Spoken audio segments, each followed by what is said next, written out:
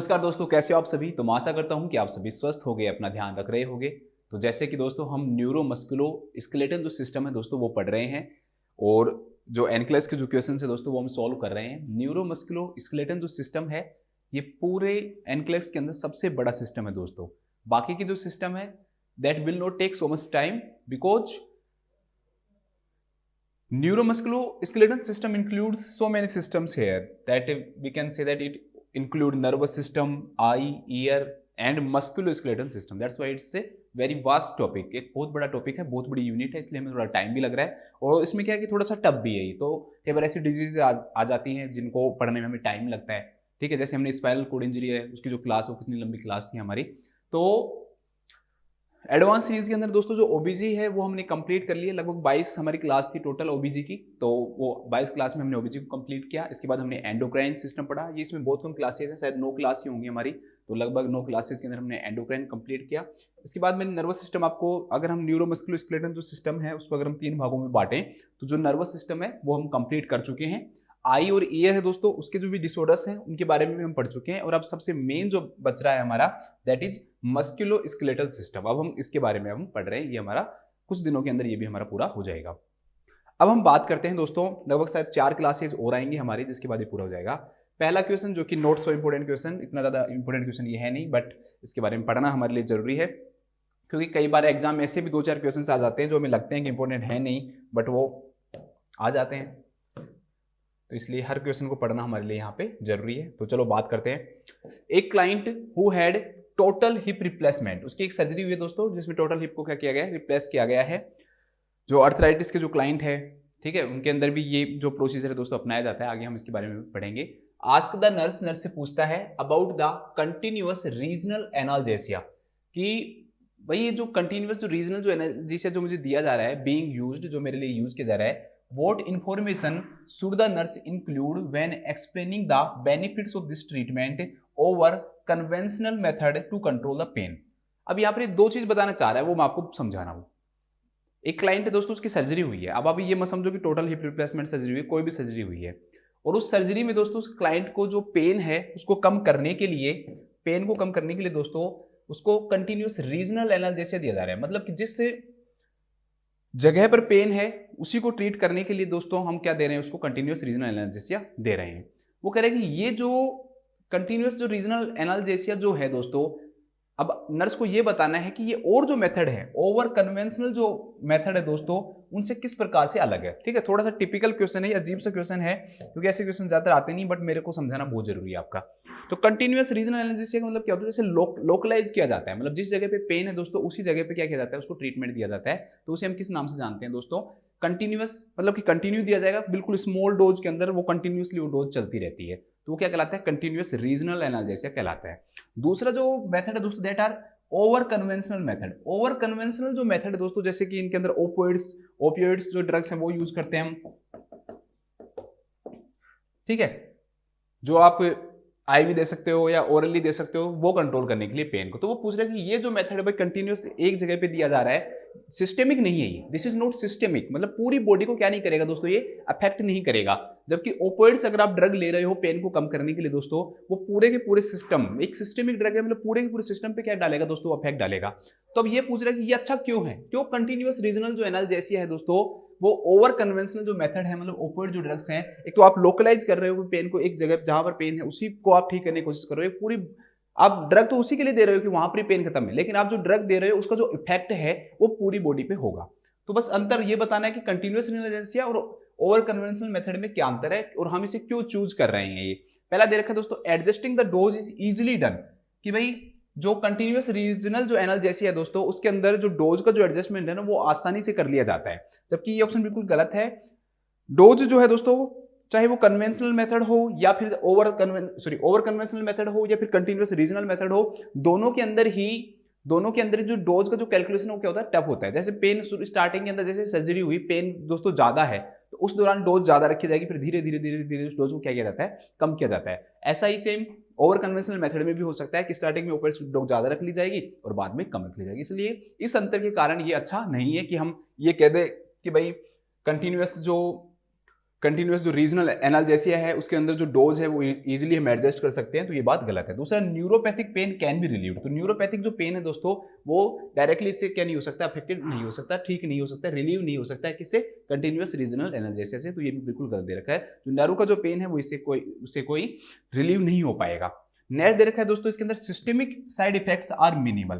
तो मैंने आपको अभी जस्ट समझाया है दोस्तों कि रीजनल का मतलब क्या हो गया, एक साइड के ऊपर हो गया। अब एक साइड के ऊपर हो गया तो मतलब लोकलाइज है दोस्तों, ये जो पेन जो लोकलाइज है एक जगह पे है उसको ही सिर्फ क्या कर रहा है दोस्तों, ये कम कर रहा है। जबकि ये जो मेथड है ओवर कन्वेंशनल जो मेथड है, इसमें हम आई भी देंगे या फिर ओरली देंगे, जिस भी रूट से हम दे रहे हैं, आईएम भी दे सकते हैं वैसे तो वो पूरे सिस्टम के ऊपर इफेक्ट डालेगा। उस वहां पर तो पेन को सही करेगा ही जहां पर पेन है, मान लो हिप रिप्लेसमेंट है तो यहाँ का जो पेन है उस पेन को तो सही करेगा ही दोस्तों, लेकिन उसके अलावा बाकी के जो जितने भी सिस्टम उन सबके ऊपर भी क्या डालेगा, ये इफेक्ट डालेगा। जबकि कंटिन्यूअस रीजनल जो एनाल्जेसिया है दोस्तों, ये सिर्फ और सिर्फ जहां पर पेन है उसी को ठीक कर रहा है, तो बाकी के जितने भी सिस्टम है दोस्तों उनके ऊपर क्या नहीं डालता, इफेक्ट नहीं डालता है। इसलिए हम कहते हैं कि सिस्टेमिक जो साइड इफेक्ट जो होते हैं कंटिन्यूअस जो रीजनल जो एनाल्जेसिया है दोस्तों उसमें क्या होते हैं, मिनिमम होते हैं या बहुत ही क्या होते हैं दोस्तों, कम होते हैं। इसलिए इस क्वेश्चन का जो राइट आंसर होगा that would be systemic side effects are minimal.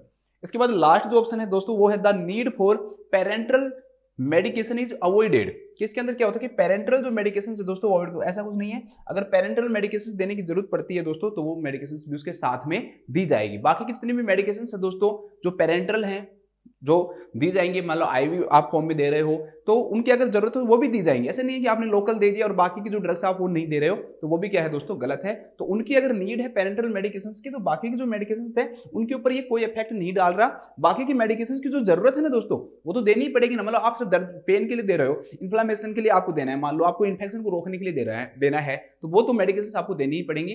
ऐसा नहीं है कि सिर्फ आपने कंटिन्यूअस रीजनल एनाल्जेसिया दे दिया तो बाकी की जो पेरेंटल जो मेडिकेशंस है वो आप अवॉइड कर सकते हो। तो ये तो बिल्कुल गलत आंसर हो गया। तो ये भी क्या हो जाएगा दोस्तों, आपका रॉन्ग आंसर हो जाएगा। तो right answer would be systemic side effects क्या होते हैं दोस्तों, मिनिमम होते हैं इसके अंदर, बस ऐसे लिख लो। तो इसमें लिखो कंटिन्यूअस रीजनल एनाल्जेसिया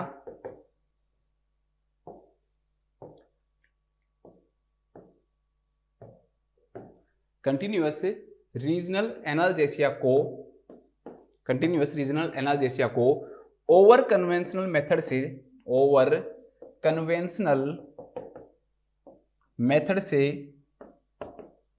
मेथड से ज्यादा प्रेफर किया जाता है,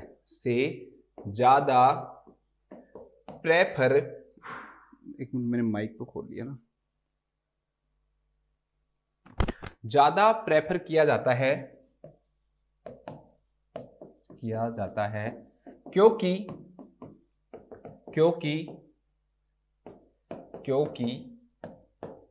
इसके सिस्टेमिक साइड इफेक्ट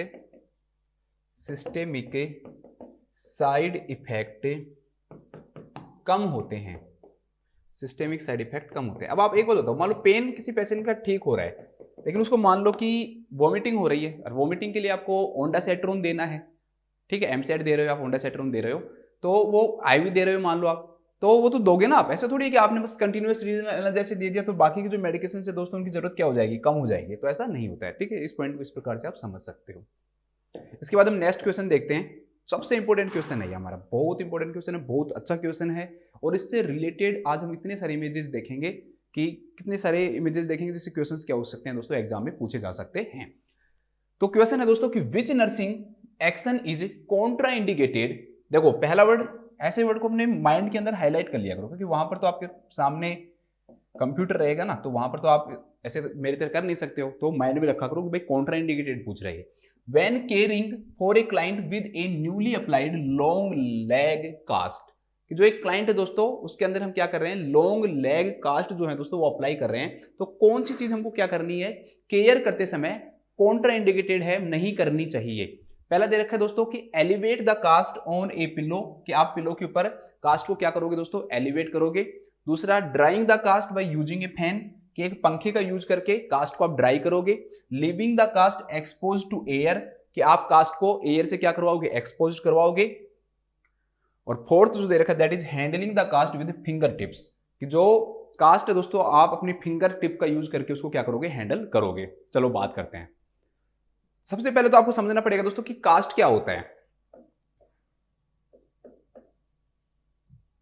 तो कास्ट कोई ऐसी बड़ी चीज है नहीं, जैसे नाम जो है दोस्तों कास्ट है, कुछ बच्चों को मालूम समझ में नहीं आएगा, लेकिन जिस भी बच्चे ने प्लास्टर तो देखा है ना कि प्लास्टर करवाते हैं, हाथ के प्लास्टर करवा लिया, पैर के प्लास्टर करवा लिया, तो जो प्लास्टर है ना दोस्तों वही क्या कहलाता है, कास्ट कहलाता है। ये समझने में थोड़ा सा टफ लग सकता है, लेकिन बाकी की जो चीजें वो आपको नहीं पता, सिर्फ बस आपको कास्ट, अब आपको मैंने ये बता दिया तो आपको ये समझ में आ गया कि प्लास्टर है, तो आप उस वे में क्या कर सकते हो दोस्तों, इसको समझ सकते हो। अब मैं इसको आपको समझाता हूँ। कास्ट इज ए डिवाइस है, तो डिवाइस ही वो भी सामान है, इसमें मतलब मोबाइल है। Cast is a device that is use, अब इस डेफिनेशन में मैं ना डेफिनेशन भी बता दूंगा और कास्ट के क्या क्या यूजेज हैं वो भी बता दूंगा। That is use to immobilise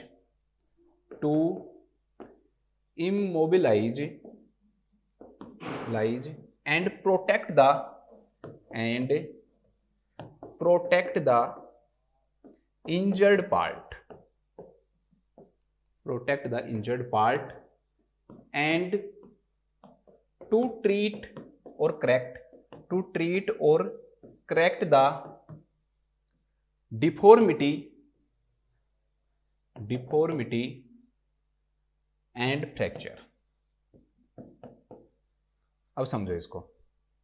cast क्या चीज है दोस्तों, प्लास्टर क्या है, प्लास्टर की वो चीज है दोस्तों, वो सामान है, वो डिवाइस है जिसका यूज हम किस लिए करते हैं भाई, इमोबिलाइज करने के लिए करते हैं। कि कोई भी इंजर्ड जो पार्ट है दोस्तों, कई बार सर्जरी के बाद में किया जाता है, कई बार आपको फ्रैक्चर हो गया उसके बाद भी करते हैं कि भाई आपको मूवमेंट नहीं करवाना, क्यों, क्योंकि मूवमेंट अगर होगा तो जो बोन का फ्रैक्चर हुआ है वो हील नहीं हो पाएगा, तो उसको भाई एक जगह पर रोकना हो, मान लो ठीक है, एल्बो जॉइंट में अगर आपने इसको इमोबिलाइज नहीं किया और अगर यहाँ पर दोस्तों इंजरी हुई है तो आप तो इसको मूवमेंट करवाओगे, और अगर मूवमेंट करवाओगे दोस्तों तो कभी भी ये जॉइंट ठीक नहीं हो पाएगा। तो उस कंडीशन में हम क्या करते हैं दोस्तों, उसको इमोबिलाइज कर देते हैं और फिर इस प्रकार से हाथ को रखेगा वो क्लाइंट, ठीक है, और यहाँ पर हैंग भी करवा देते हैं उसको एक, ठीक है, इस प्रकार से हम हैंग कर देते हैं। तो इमोबिलाइज करने के लिए, यूज करने के लिए, या फिर प्रोटेक्ट की भाई इंजरी नहीं होगी, डायरेक्टली वापस वहां पर क्या नहीं होगी दोस्तों, इंजरी नहीं होगी, तो उससे हम क्या कर रहे हैं, उसको प्रोटेक्ट कर रहे हैं। तो एक तो इमोबिलाइज किया, तो यहाँ पर ये फंक्शन है इसके कि क्या क्या काम करता है। दूसरा ये प्रोटेक्ट करने का काम कर रहा है। दूसरा दोस्तों ये डिफॉर्मिटी को ट्रीट करने में काम आता है। अब यहाँ पर बच्चे कई बार कंफ्यूज हो जाते हैं कि सर डिफॉर्मिटी को, जो फ्रैक्चर है वो कैसे काम करेगा, डिफॉर्मिटी मतलब फ्रैक्चर नहीं, यहाँ पर मैं डिफॉर्मिटी मतलब अलग समझा रहा हूँ दोस्तों। आगे जब आपको कास्ट के टाइप बताऊंगा तो मैं बताऊंगा कई सारी ऐसी कंडीशंस होती हैं जहां पर भी क्या किया जाता है दोस्तों, कास्ट का यूज किया जाता है, या पीओपी या प्लास्टर का यूज किया जाता है। प्लास्टर से ज्यादा अच्छा समझोगे, जैसे कि स्कोलियोसिस। स्कोलियोसिस के जो क्लाइंट होते हैं, स्कोलियोसिस क्या है उसके बारे में मैं बात आगे बताऊंगा आपको, जब मैं इस कास्ट के बारे में बताऊं तो मैं आपको अच्छे से काइपोसिस, लॉर्डोसिस और जो स्कोलियोसिस है, तीनों के जो डिफरेंशिएशन है दोस्तों उनके बारे में आपको समझा दूंगा।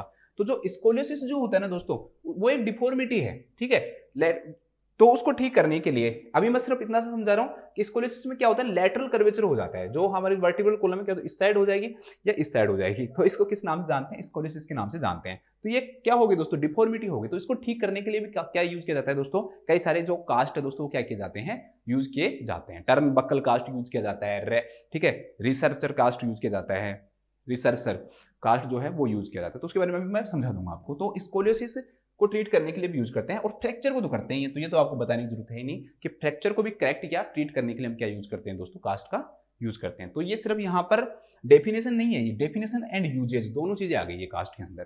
कास्ट है ना दोस्तों दो चीजों के मिलकर बना हुआ होता है, दो चीजों से बन सकता है कास्ट। एक तो दोस्तों आप सभी पढ़ते हो पीओपी, प्लास्टर ऑफ पेरिस, ठीक है, प्लास्टर ऑफ पेरिस से ये तो कास्ट बनता ही है, ये तो सभी जानते हो। आजकल कुछ नई टेक्निक्स और आ गई हैं दोस्तों, जिसमें हम फाइबर ग्लास का या फिर कार्बन फाइबर का यूज करते हैं, कार्बन फाइबर। पीओपी जो है दोस्तों, प्लास्टर ऑफ पेरिस, ये सबसे ज्यादा यूज किया जाता है। लेकिन आपसे कोई पूछे कि अच्छा ज्यादा कौन सा होता है, तो अच्छा जो होता है दोस्तों ये होता है फाइबर ग्लास या कार्बन फाइबर। देखो पीओपी जो है उसको सूखने में दोस्तों टाइम ज्यादा लगता है, टाइम में है ना ये ज्यादा लेता है, ठीक है, एक दिन से लेकर 24 घंटे से लेकर और 72 घंटे का टाइम लेता है दोस्तों। ये सूखने में क्या लेता है, कम टाइम लेता है, 15 से 30 मिनट के अंदर भी फाइबर ग्लास क्या हो सकता है दोस्तों, ड्राई हो सकता है 15 to 30 मिनट्स में, ठीक है।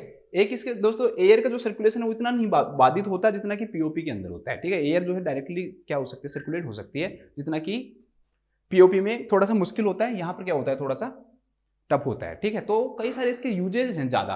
तो पीओपी, लेकिन पीओपी क्या है दोस्तों, इनएक्सपेंसिव है, कम महंगा है, जबकि जो फाइबर ग्लास या कार्बन जो फाइबर होते हैं दोस्तों, ये एक्सपेंसिव ज़्यादा होते हैं, ठीक है। क्या होते हैं, एक्सपेंसिव क्या होते हैं दोस्तों, ये ज़्यादा होते हैं, कम इरिटेशन कोज करते हैं, ये इरिटेशन भी कम कोज करते हैं, ईचिंग भी कम कोज करते हैं, कंफर्टेबल ज़्यादा होते हैं, वेट थोड़ा सा कम होता है इनका वेट भी ज़्यादा होता है दोस्तों। तो इस प्रकार से दो प्रकार के कास्ट होते हैं। कई बार फॉर्मूला भी पूछ लेते हैं कि दोस्तों कि पीओपी किससे मिलकर बना हुआ होता है, तो आपको फॉर्मूला के अंदर याद रखना है। एक तो आपको याद रखना है इसके अंदर दोस्तों एनहाइड्रस, क्या तो ये लिखा हुआ आएगा एनहाइड्रस कैल्शियम सल्फेट, एनहाइड्रस पूरा लिख देता हूं, चलो कैल्शियम सल्फेट। तो एनहाइड्रस कैल्शियम सल्फेट से मिलकर बना हुआ होता है पीओपी। या फिर दोस्तों ऐसे नहीं लिखा हुआ आएगा तो क्या लिखा हुआ आएगा calcium sulphate dot half H2O। या फिर दोस्तों ऐसे नहीं लिखा हुआ आएगा तो क्या लिखा हुआ आएगा 2 कैल्शियम सल्फेट डॉट H2O, ठीक है। तो तीनों फॉर्मूला आपको याद रखने कि इन तीनों से क्या बन सकता है दोस्तों, प्लास्टर ऑफ पेरिस बन सकता है। ये तीनों चीजें आपको याद रखनी है, anhydrous calcium sulphate half H2O and 2 calcium sulphate H2O, ठीक है। इन तीनों से क्या बन सकता है दोस्तों, आपका प्लास्टर ऑफ पेरिस बन सकता है, जो कि पहले प्रकार का। इसे हम प्लास्टर कास्ट के नाम से भी जानते हैं। इसे हम किस नाम से जानते हैं, plaster cast. Plaster of Paris actually में क्या होता है दोस्तों, जिप्सम साल्ट होता है, ठीक है। प्लास्टर ऑफ पेरिस एक्चुअली में क्या होता है, जिप्सम से बना हुआ साल्ट होता है। तो जिप्सम साल्ट भी याद रख लेना, ये किसमें, जिप्सम साल्ट से बनता है ये, ठीक है। किससे बनता है, जिप्सम जो साल्ट है उसको हीट किया जाता है बहुत ज्यादा टेम्परेचर, लगभग 373 केल्विन जो टेम्परेचर है दोस्तों, उस पर इसको क्या किया जाता है, हीट किया जाता है। एक्चुअली में पेरिस के अंदर कुछ ऐसे खाने हैं, ऐसे माइंस हैं, जिन माइंस के अंदर क्या मिलता है, जिप्सम मिलता है, और वहीं से स्टार्टिंग में जो पीओपी है दोस्तों वो बनाया गया था, इसलिए इसका नाम क्या पड़ा था, प्लास्टर ऑफ पेरिस पड़ा था। कोई यूज याद करने की जरूरत नहीं है कि पेरिस में कहाँ क्या था, वो सब छोड़ो आप, ठीक है। तो ये हो गया दोस्तों आपका। अब हम बात करते हैं दोस्तों कि जो कास्ट है उसके टाइप्स की बात करते हैं कि कास्ट के क्या क्या टाइप्स हो सकते हैं।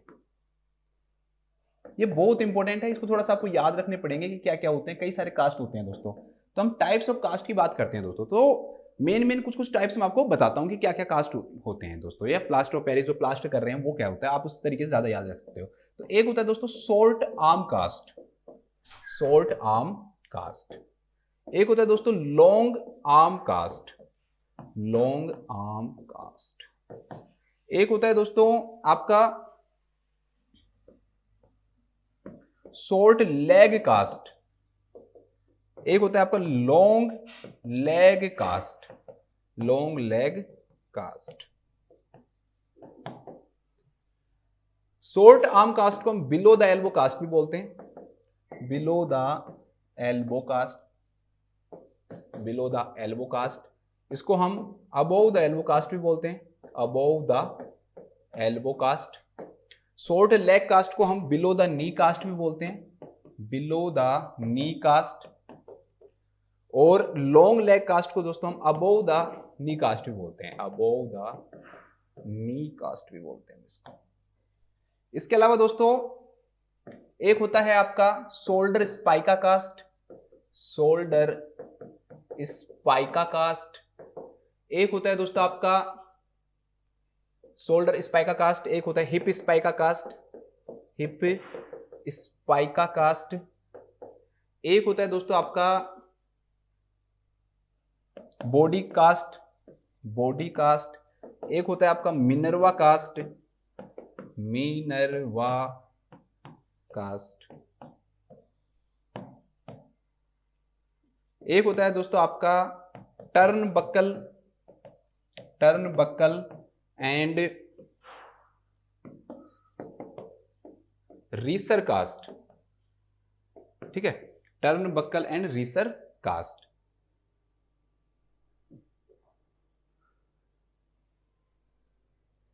तो ये कुछ कास्ट हैं, और भी कोई कास्ट आएगा तो मैं आपको बता दूंगा। अब मैं समझाता हूं कि एक एक करके कि इनका मीनिंग क्या होता है। सबसे पहला शॉर्ट आर्म कास्ट। शॉर्ट का मतलब छोटा, आर्म का मतलब आपकी भुजा।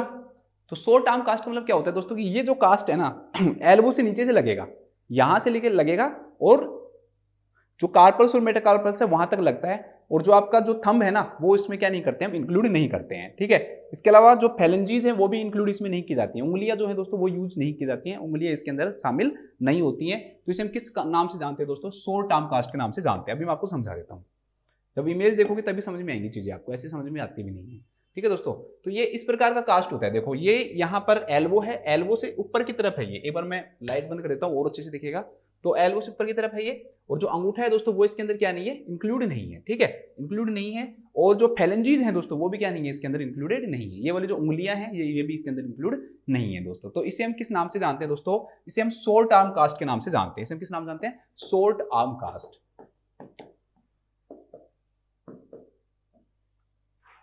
इसे हम शॉर्ट आर्म कास्ट के नाम से हम इसे जानते हैं। इसके कई एग्जांपल्स भी होते हैं, कई बार पूछ लेते हैं कि कौन से फ्रैक्चर्स में यूज किए जाते हैं। तो एक तो दोस्तों कार्पल्स के में और एक मेटाकार्पल्स के में। ठीक है, कार्पल्स और मेटाकार्पल्स के जो फ्रैक्चर होते हैं उनमें इनको हम क्या करते हैं, यूज करते हैं। तो कार्पल्स, ओ सॉरी कलर चेंज करने दो, कार्पल्स के में, मेटाकार्पल्स के में, इसको हम रिस्ट कास्ट भी बोलते हैं। तो रिस्ट फ्रैक्चर में भी कार्पल्स, मेटाकार्पल्स और जो रिस्ट का जो फ्रैक्चर है दोस्तों उसके अंदर भी हम इसको क्या करते हैं दोस्तों, यूज करते हैं। ठीक है, इसका अगर एग्जांपल डायरेक्टली पूछे कि भाई कौन सा प्रकार का कास्ट, तो एक कास्ट जरूर याद रखना, कोलेज कास्ट। ठीक है, तो जो डिस्टल जो रेडियस होती है, मतलब रेडियस के अगर ये वाला पार्ट माने तो ये रेडियस जो है अंगूठे की तरफ होती है, तो ये वाला जो पार्ट है दोस्तों ये कैसा हो जाएगा, ये बॉडी के पास की तरफ है तो प्रोक्सिमल होगा, और इधर वाला क्या होगा दोस्तों, डोर्सल होगा। तो डोर्सल जो रेडियस जो होती है ना दोस्तों उसका क्या हो जाता है, फ्रैक्चर हो जाता है। और वो फ्रैक्चर होने के बाद जो रेडियस बोन है थोड़ा सा ऊपर की तरफ भी क्या होती है, अपवर्ड उसका डिसलोकेशन हो जाता है, अपवर्ड ऊपर की तरफ क्या हो जाती है, उठ भी जाती है। एक बार फ्रैक्चर आएगा तब मैं आपको फ्रैक्चर्स के बारे में समझा दूंगा। तो उस कास्ट को भी इसी प्रकार का कास्ट किया जाता है सेम। तो इसे हम किस नाम से जानते हैं दोस्तों, कोलेज कास्ट के नाम से जानते हैं। इसे हम किस नाम जानते हैं, कोलेज कास्ट के नाम से हम इसे जानते हैं। एक कास्ट और है जो आपको इसमें याद रखनी है दोस्तों, वो जो कास्ट है वो आपको याद रखनी है, that is scaphoid cast. Scaphoid cast, scaphoid cast या फिर glass holding cast, glass holding cast. Scaphoid cast और ग्लास होल्डिंग कास्ट जो है दोस्तों वो भी कैसे होते हैं, शॉर्ट आर्म होते हैं। अब थोड़ा सा मैं समझाना चाहता हूं कि भाई इसको ग्लास होल्डिंग क्यों बोलते हैं और क्यों ये जो कास्ट है दोस्तों ये स्कैफोइड कास्ट कहलाती है। तो स्कैफोइड जो बोन है दोस्तों उसकी इंजरी के अंदर क्या करते हैं हम, ये यूज करते हैं। स्कैफोइड जो बोन है उसकी इंजरी के अंदर हम क्या करते हैं, इसका यूज करते हैं। बस इसमें और कोलेज कास्ट में कोई अंतर नहीं है, बिल्कुल सेम ऐसे की ऐसे जो प्लास्टर है दोस्तों वो लगाया जाएगा, लेकिन बस सिर्फ और सिर्फ इसके अंदर स्कैफोइड कास्ट के अंदर जो थंब है ना, क्योंकि यहां पर चोट लग रही है तो इस जो थंब है ना दोस्तों इसको भी क्या किया जाता है, कास्ट कर दिया जाता है। तो थंब के कास्ट करने के कारण इसको हम किस नाम जानते हैं, जैसे कोई ग्लास को पकड़ रहा हो ना, क्योंकि वो अंगूठा थोड़ा ऊपर की तरफ हो जाएगा तो उसके ऐसे लगेगा जैसे कोई ग्लास को पकड़ रहा हो। तो इसलिए हम किस नाम से जानते हैं दोस्तों, इसे हम ग्लास होल्डिंग कास्ट के नाम से भी जानते हैं, या फिर इसे हम किस नाम से जानते हैं दोस्तों, स्कैफोइड कास्ट के नाम से भी जानते हैं। ठीक है, तो ये थोड़ा सा ध्यान रख लेना। तो मेन चीज तो क्या हुई, शॉर्ट आर्म कास्ट है। शॉर्ट आर्म जो कास्ट है दोस्तों मेनली किसके लिए यूज किया जाता है, तो कार्पल्स, मेटाकार्पल्स या रिस्ट के। तो रिस्ट के फ्रैक्चर एग्जांपल में पूछे कौन सा रिस्ट में, तो जैसे कोलेज कास्ट हो गया, स्कैफोइड कास्ट हो गया। तो ठीक है, तो कोलेज जो कास्ट है दोस्तों वो किसका फ्रैक्चर हो गया, आपका रेडियस बोन जो है उसका फ्रैक्चर हो गया। वो आपने अच्छे से पढ़ा हुआ होगा, सुना हुआ भी होगा। और एक थोड़ा सा अंतर, ये वाला जो कास्ट आपसे पूछे ना शॉर्ट आर्म कास्ट ही है या फिर इसे हम क्या बोल सकते हैं, कोलेज कास्ट बोल सकते हैं, कोई अंतर नहीं होगा। बस स्कैफोइड कास्ट में क्या होगा दोस्तों, ये जो अंगूठा है ना इसको और क्या कर दिया जाएगा दोस्तों, ये थोड़ा सा ऊपर उठा के, ऐसे नहीं है इस वे में नहीं, ऊपर उठा के इस अंगूठे को भी क्या कर दिया जाएगा दोस्तों, कास्ट कर दिया जाएगा। तो फिर इसे हम किस नाम से जानेंगे, स्कैफोइड कास्ट के नाम से जानेंगे, या फिर ग्लास होल्डिंग कास्ट के नाम से हम इसे जानते हैं। ठीक है, चलो आगे बात करते हैं नेक्स्ट। इसके बाद हम बात करते हैं दोस्तों लॉन्ग आर्म कास्ट।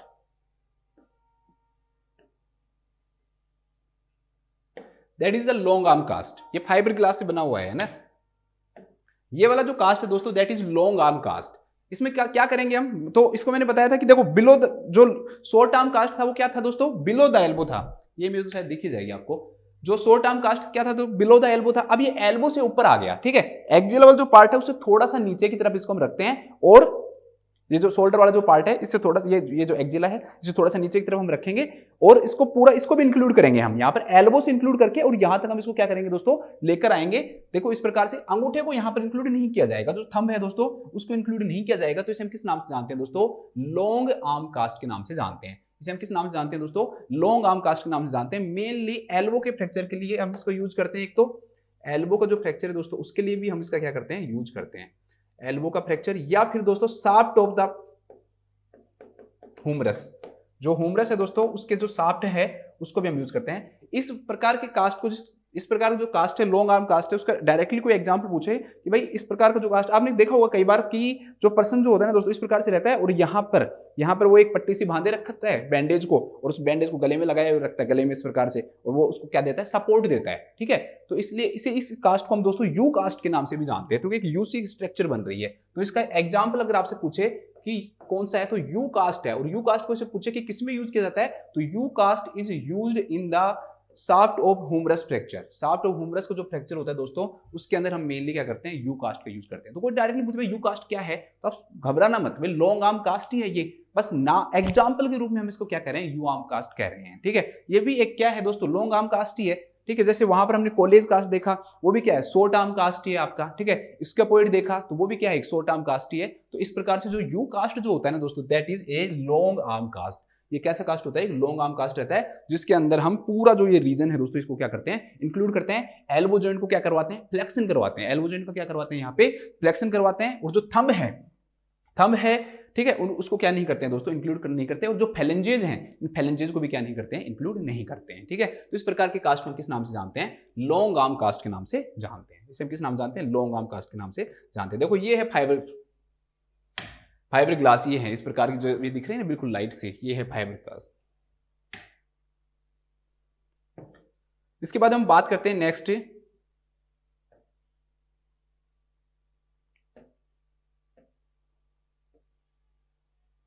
इसके बाद एक कास्ट देखो आप, लेग वाले दिखा देता हूं दोनों आपको।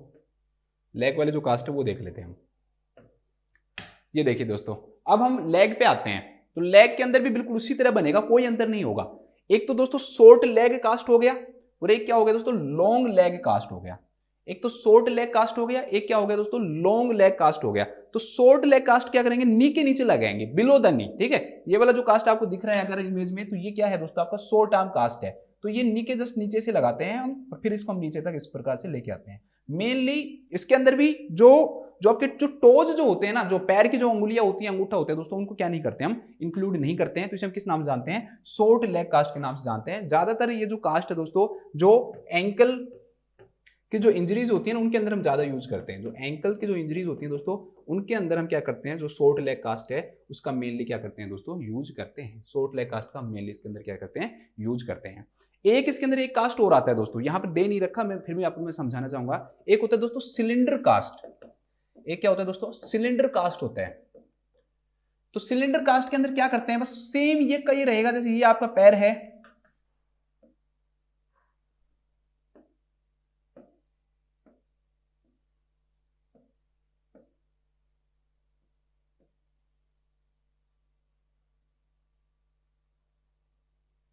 पैर भी तो नहीं बनता मेरे से,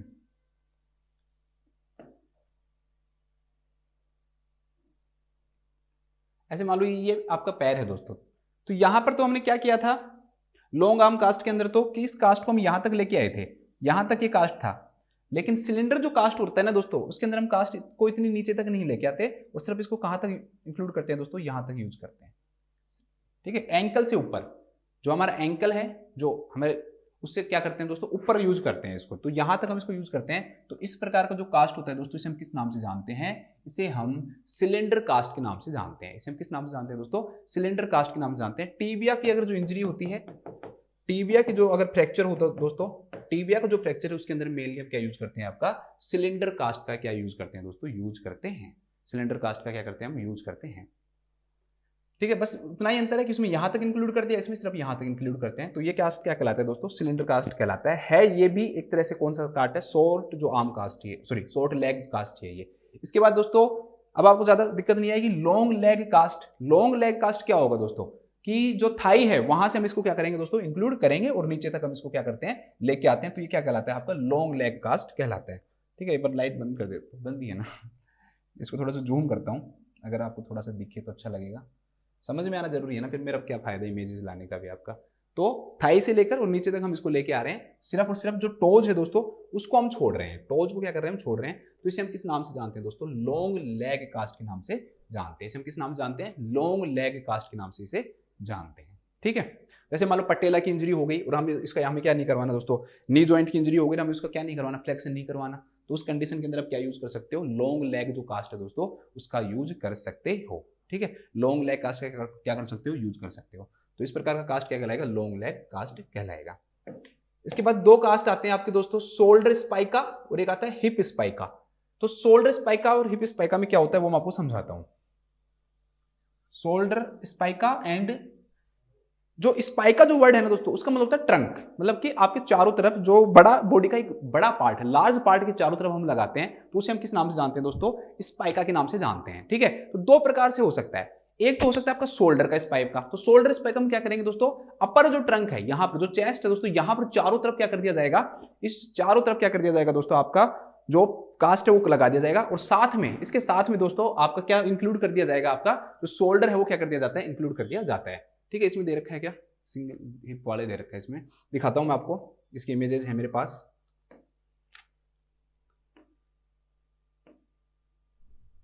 ये देखिए, that is the shoulder spica cast. ये शोल्डर स्पाइका कास्ट है दोस्तों।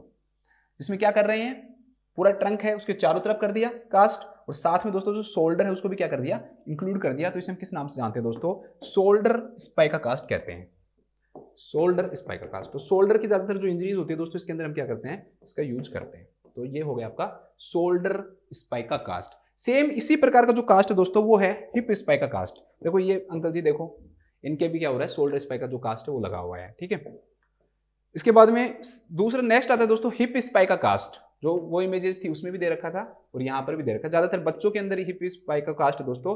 हिप डिसलोकेशन जो होता है ना, उस कंडीशन के अंदर हम क्या करते हैं, हिप जो है डिसलोकेट हो जाए आपका, ठीक है, उस कंडीशन के अंदर हम क्या करते हैं दोस्तों, इसका यूज करते हैं। ठीक है, या फिर जो फीमर जो बोन है दोस्तों, उसकी क्या हो जाए, इंजरी हो जाए, उसके अंदर यूज करते हैं। तो इसे हम किस नाम से, हिप स्पाइका। तो इस में लोअर जो ट्रंक है इसको हम क्या करेंगे दोस्तों, चारों तरफ इंक्लूड कर देंगे, और साथ में जो लेग है दोस्तों उसको पूरे को क्या कर देते हैं, इंक्लूड कर देते हैं, जस्ट एंकल से अबव तक। या फिर कुछ केसेस के अंदर हम इसको सेम जो लॉन्ग लेग कास्ट है उसकी तरह सिर्फ और सिर्फ अंगूठे को क्या करते हैं दोस्तों, छोड़ते हैं। तो इसे हम किस नाम जानते हैं, हिप स्पाइका के नाम से जानते हैं। तो ये दो प्रकार का हो सकता है, अगर एक पैर का कर रहे हैं तो सिंगल हिप स्पाइका हो जाएगा, और दोनों पैर का कर रहे हैं दोस्तों तो क्या हो जाएगा, डबल हिप स्पाइका हो जाएगा। तो यहाँ पर जो दिख रहा है डबल हिप स्पाइका है, और ये जो है दोस्तों ये क्या है, सिंगल हिप। देखो यहाँ पर इस चारों तरफ घुमा दिया और ये पैर पे कर दिया, यहाँ पर चारों तरफ घुमा दिया और पैर पे कर दिया, तो ये डबल हिप स्पाइका हो गया, दैट इज सिंगल हिप स्पाइका हो गया।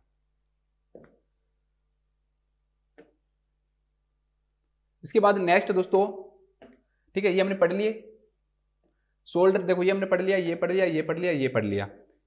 ये तो समझने में आपको दिक्कत नहीं आ रही होगी ना, बिलो द नी, ये समझ जाओगे आप, इमेज से ही देख लिया होगा आपने कि भाई नी के नीचे है या ऊपर है। अगर अबोव है तो दोस्तों नी के क्या हो जाएगा, लॉन्ग लेग है तो अबोव चला जाएगा, और अगर शॉर्ट है दोस्तों तो बिलो रहेगा।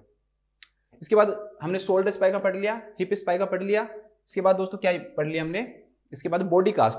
बॉडी कास्ट के अंदर पूरी की पूरी बॉडी को इंक्लूड कर दिया जाता है, सिर्फ फेस को छोड़ा जाता है।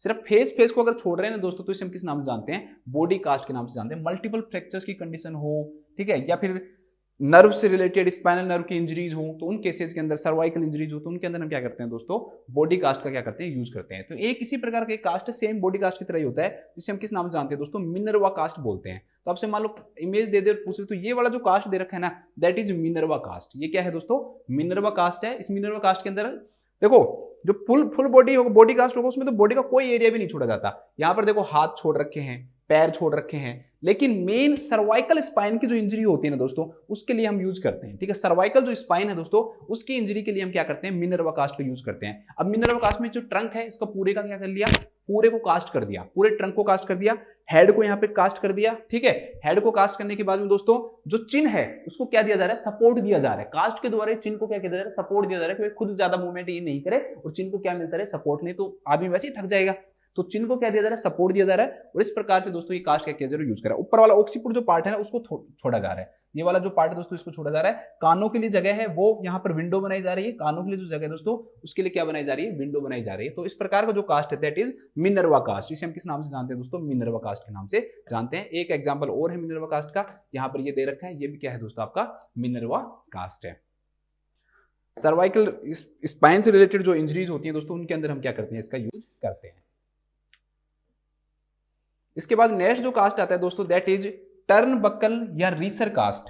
टर्न बक्कल और जो रीसर जो कास्ट है, हमने कई सारे कास्ट पढ़ लिए, कुछ एग्जांपल्स के थ्रू भी मैंने आपको पढ़ाया है। कॉलेज कास्ट पढ़ा है हमने, स्कैफोल्ड जो कास्ट है दोस्तों वो भी मैंने आपको पढ़ाया। एक मैंने आपको सिलेंडर जो कास्ट है उसके बारे में भी आपको बताया है। ठीक है। एक फिर ये पढ़ लिया हमने, इसके बाद हमने ये कास्ट बता देता हूं, टर्न बक्कल या जो रीसर जो कास्ट है दोस्तों वो क्या होता है। टर्न बक्कल और जो रीसर जो कास्ट है दोस्तों ये स्कोलियोसिस की कंडीशन में यूज करते हैं। तीन चीजें आपने पढ़ी होंगी, बार बार एक बार और बता देता हूं। एक होता है दोस्तों स्कोलियोसिस, एक होता है दोस्तों लॉर्डोसिस, और एक होता है दोस्तों आपका काइफोसिस। तो जैसे, और एक होता है नॉर्मल। नॉर्मल जो है ना दोस्तों उसके अंदर मान लो कोई भी पर्सन है, ये पर्सन है, ये इसकी बैक है, ठीक है, ये पर्सन है, ये इसकी बैक से ऐसे खड़ा है जैसे कि मैं खड़ा हूं ना, तो ये इसके वर्टिब्रल कॉलम इस प्रकार से रहेगी, ठीक है। मैं सिंपल, बिल्कुल सिंपल बना रहा हूं। तो ये क्या कहलाएगा दोस्तों, ये नॉर्मल है। स्कोलियोसिस के अंदर क्या होता है, लैटरल कर्वेचर हो जाता है, ठीक है। ये सेम बनाऊंगा मैं इसी प्रकार से, फिर मैं उसको समझाऊंगा आपको। इसके अंदर लैटरल कर्वेचर हो जाएगा क्या, तो जैसे वर्टिब्रल कॉलम है इस प्रकार से हो जाएगी, या इधर की साइड, नहीं तो फिर इधर की साइड, कोई ना कोई कर्वेचर किसी न किसी साइड क्या होगा दोस्तों बन जाएगा, या फिर इधर की साइड, ठीक है। तो लगभग जैसे एस होता है ना, एस की तरह बना रहा है ये, इसलिए इसको आप याद रख सकते हो कि ये स्कोलियोसिस है, ठीक है। ये यहाँ पर उल्टा एस, या इस प्रकार का एस बन रहा है, यहाँ पर उल्टा एस बन रहा है, ये तो ये एस बन गया ना, देखो एस, ऐसे एस। तो ये क्या बन गया दोस्तों, स्कोलियोसिस। लॉर्डोसिस नहीं बता रहा हूं मैं, दोनों बता रहा हूं कि कर्वेचर है, लैटरल है, इधर भी हो सकता है और इधर भी हो सकता है। तो एक तरफ मुड़ गया, मतलब वर्टिब्रल कॉलम सीधी है, इधर की तरफ कर्वेचर हो जाए इसका, या इधर की तरफ मुड़ जाए वो, तो इसे हम किस नाम से जानते हैं दोस्तों, स्कोलियोसिस के नाम से जानते हैं, ठीक है। इसको हम किस नाम जानते हैं, स्कोलियोसिस। लॉर्डोसिस जो है ना दोस्तों वो क्या होगा कि इनवर्ड होगा, अंदर की तरफ। जैसे मान लो एक तो मेरे बाहर की तरफ निकालू मैं ऐसे, अगर बाहर की तरफ निकाल रहा हूं दोस्तों तो हम्प बैक बनेगा, ये बाहर की तरफ जैसे कुब्बड़ सा है ना वो बन जाता है कुछ लोगों में, विचारों में, तो वो क्या कहलाता है दोस्तों, दैट इज कॉल्ड काइफोसिस। उसे हम किस नाम से जानेंगे, काइफोसिस के नाम से जानेंगे। लेकिन इसका जस्ट ऑपोजिट हो, ठीक है, तो ये तो आउटवर्ड हो गया, आउटवर्ड कर्वेचर हो गया दोस्तों, बाहर की तरफ हो गया, लेकिन जस्ट इसका ऑपोजिट हो और मैं अंदर की तरफ धस जाऊं ऐसे, जैसे प्रेगनेंसी के अंदर होता है, तो इसे हम किस नाम से जानेंगे दोस्तों, लोअर बैक का अंदर की तरफ क्या हो जाता है, कर्वेचर होता है इसके अंदर, तो इसे हम किस नाम से जानेंगे दोस्तों, लॉर्डोसिस के नाम से जानेंगे। तो लॉर्डोसिस क्या होगा, इनवर्ड होगा, ये क्या होगा दोस्तों, काइफोसिस आउटवर्ड होगा, और जो स्कोलियोसिस होता है दोस्तों दैट इज लैटरल। ये क्या होता है दोस्तों, लैटरल होता है, लैटरल कर्वेचर होता है, ठीक है। तो इसको ठीक करने के लिए मैंने आपको बताया था कि कास्टिंग का जो यूज है, कास्ट का जो यूज है ना दोस्तों, कास्ट का यूज करने के लिए हम जो कास्ट का जो यूज है, एक यूज था डिफॉर्मिटी को ट्रीट करने के लिए। तो जो स्कोलियोसिस है ना दोस्तों उसको ट्रीट करने के लिए दो प्रकार के कास्ट यूज किए जाते हैं। एक जो कास्ट है दोस्तों इसके अंदर वो है टर्न बक्कल कास्ट, और एक है रीसर कास्ट। एक क्या है दोस्तों, टर्न बक्कल कास्ट है, और दूसरा कौन सा आपका, रीसर कास्ट है, ठीक है। चलो एक बार देखते हैं।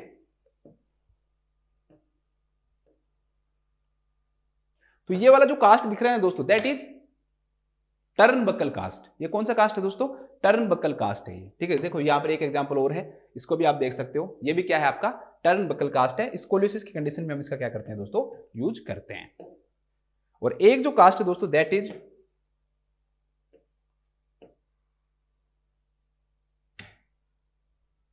दूसरा जो कास्ट है दोस्तों आपका जो कि रीसर कास्ट है, तो रीसर कास्ट ये है, ठीक है, ये है आपका रीसर कास्ट।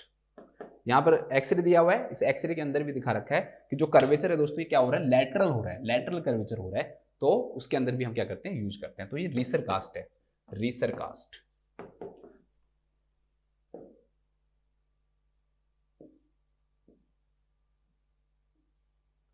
तो ये आपके कास्ट हो गए। अब कुछ कास्ट की केयर बताता हूं मैं, जो कि जिससे रिलेटेड क्या है दोस्तों, एग्जाम में क्वेश्चन पूछे जाते हैं कि कास्ट की केयर में क्या क्या यूज करते हैं हम। इसके बाद दोस्तों care of the cast, care of the cast. जब तक कि कास्ट दोस्तों ड्राई नहीं हो जाता, कुछ पॉइंट लिखा देता हूं, अनटिल कास्ट ड्राई, जो क्लाइंट है दोस्तों उसको हम क्या देते हैं, बेड रेस्ट देते हैं, ठीक है, ताकि कास्ट खराब ना हो। तो मैंने आपको बताया कि जो कास्ट है दोस्तों उसको ड्राई होने के अंदर ज्यादातर प्लास्टर कास्ट यूज करते हैं, तो उसको 24 घंटे से लेकर 72 घंटे का टाइम लगता है। तो उस दौरान अगर वो क्लाइंट मूवमेंट करने लग जाएगा तो कास्ट है दोस्तों सही तरह से नहीं बैठ पाएगा, ठीक है, सही तरह से वो ड्राई नहीं हो पाएगा। तो इसलिए जब तक कास्ट ड्राई नहीं होता दोस्तों हम क्या करते हैं, बेड रेस्ट करते हैं। इसके अलावा दोस्तों क्लाइंट को कास्ट को ड्राई करने के लिए कुछ सजेशंस दिए जाते हैं, उसको कहते हैं कि भाई आप है ना फैन का यूज कर सकते हो, अगर आप चाहो तो फैन का क्या कर सकते हो दोस्तों, यूज कर सकते हो। आप एयर सर्कुलेशन का यूज कर सकते हो, एयर सर्कुलेशन के दोस्तों। अब एयर सर्कुलेशन क्या है वो समझाऊंगा, ऐसा तो नहीं सर एयर का सर्कुलेट करेगा वो। तो एयर सर्कुलेशन मतलब यहां पर ये है दोस्तों कि उसको कास्ट को कवर नहीं करना, don't cover the cast, don't cover the cast. Cast को क्या नहीं करना, कवर नहीं करना। ऐसे नहीं कि आपने उसके ऊपर ब्लैंकेट डाल दिया, चद्दर डाल दी और उसके द्वारा तो वो डायरेक्टली जो एयर है ना दोस्तों वो अंदर नहीं जा पाएगी और उसको ड्राई नहीं कर पाएगी। इसलिए हम उसको कहते हैं कि भाई आपको क्या नहीं करना है, इसको कवर नहीं करना है, ठीक है। इसके अलावा दोस्तों हम उसको एडवाइस देते हैं दोस्तों उसको कि भाई आपको जो कास्ट जो है ना, उस कास्ट को हैंडल अगर हाथ अगर लगाना भी हो तो सिर्फ आप पाम के द्वारा यूज करोगे। डोंट यूज फिंगर्स,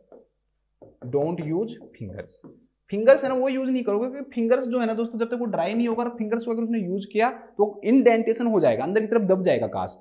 तो इसलिए उसको ये भी सलाह दी जाती है कि आपको कास्ट को क्या नहीं करना है दोस्तों, आपको कास्ट को पाम के द्वारा हैंडल करना है, न कि फिंगर के द्वारा हैंडल नहीं करना। एक सलाह उसको दी जाती है दोस्तों असेसमेंट करने की,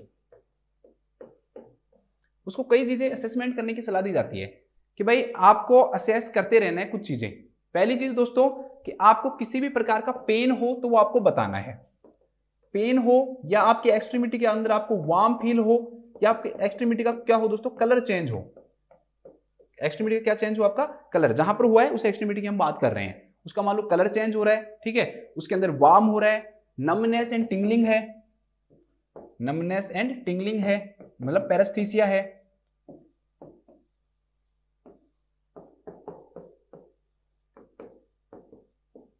पैरेस्थीसिया हो, उसको भी उन्हें बताना है कि वही किसी भी प्रकार का पैरेस्थीसिया है, ठीक है। डिले इन ब्लेंचिंग हो या फिर पेरिफेरल जो पल्स है वो डिक्रीज हो, अभी समझा दूंगा दोनों एक साथ ही। पेरिफेरल जो पल्स है दोस्तों वो क्या हो, डिक्रीज हो।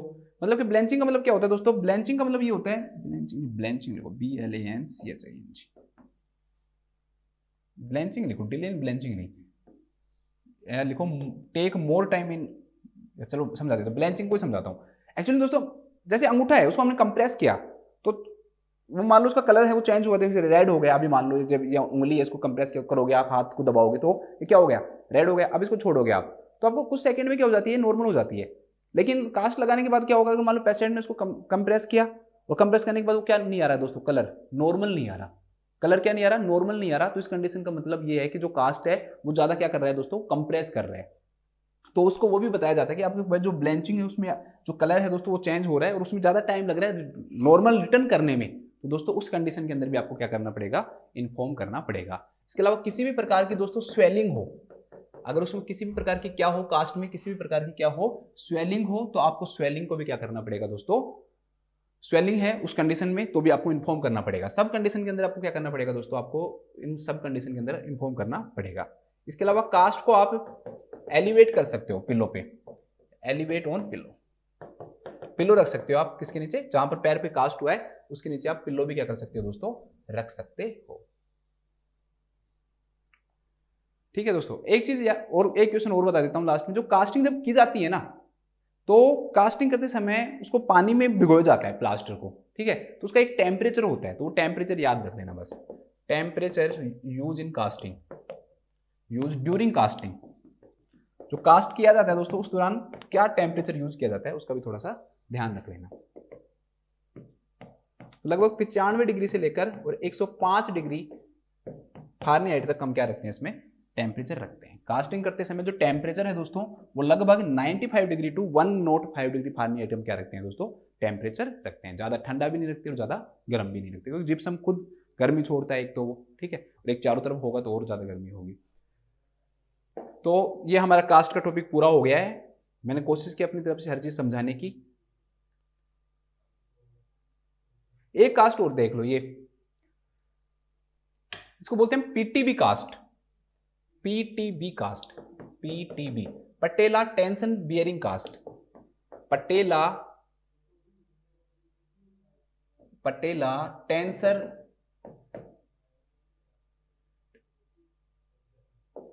Tension bearing cast.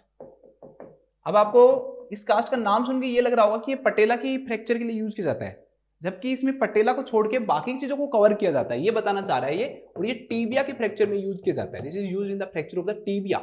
टीबिया जो बोन है दोस्तों उसके फ्रैक्चर में क्या किया जाता है, यूज किया जाता है। अब इसमें क्या करते हैं, अब आपको सर इसमें और फिर शॉर्ट आर्म कास्ट में क्या अंतर हुआ, आपके दिमाग में ये आना चाहिए ना कि सर इसमें शॉर्ट लेग कास्ट में और इस कास्ट के अंदर क्या अंतर हुआ।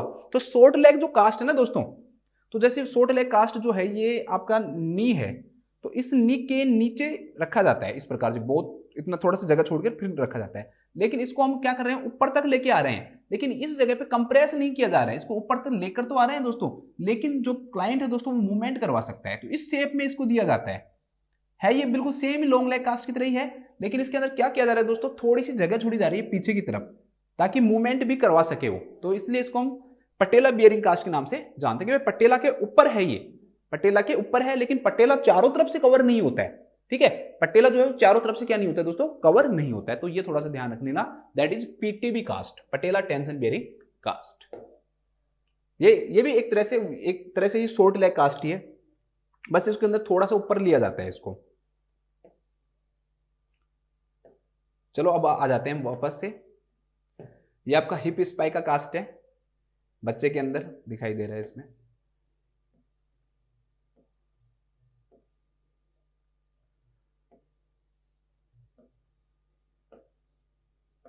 काफी बड़ा टॉपिक है ना कास्ट।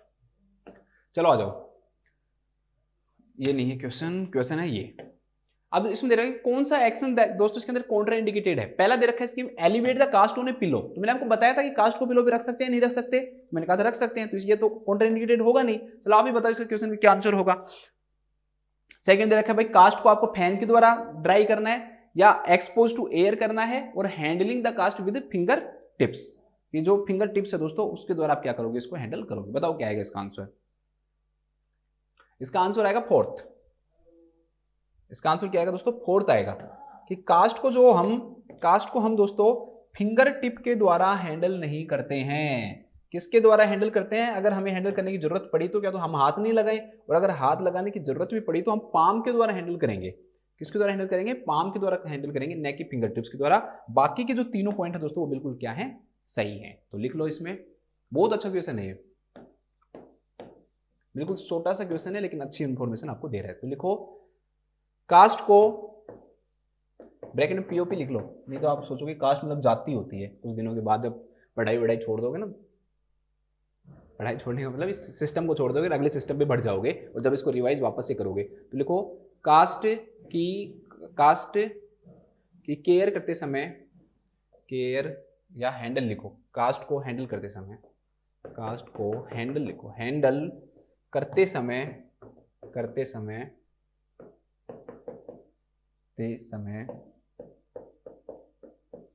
पाम का यूज करना चाहिए, न कि फिंगर्स का। पाम का यूज करना चाहिए, पाम का यूज करना चाहिए, न कि फिंगर्स का, न कि फिंगर्स का। फिंगर्स का यूज नहीं करेंगे हम, ठीक है। इसके बाद हम देखते हैं नेक्स्ट क्वेश्चन।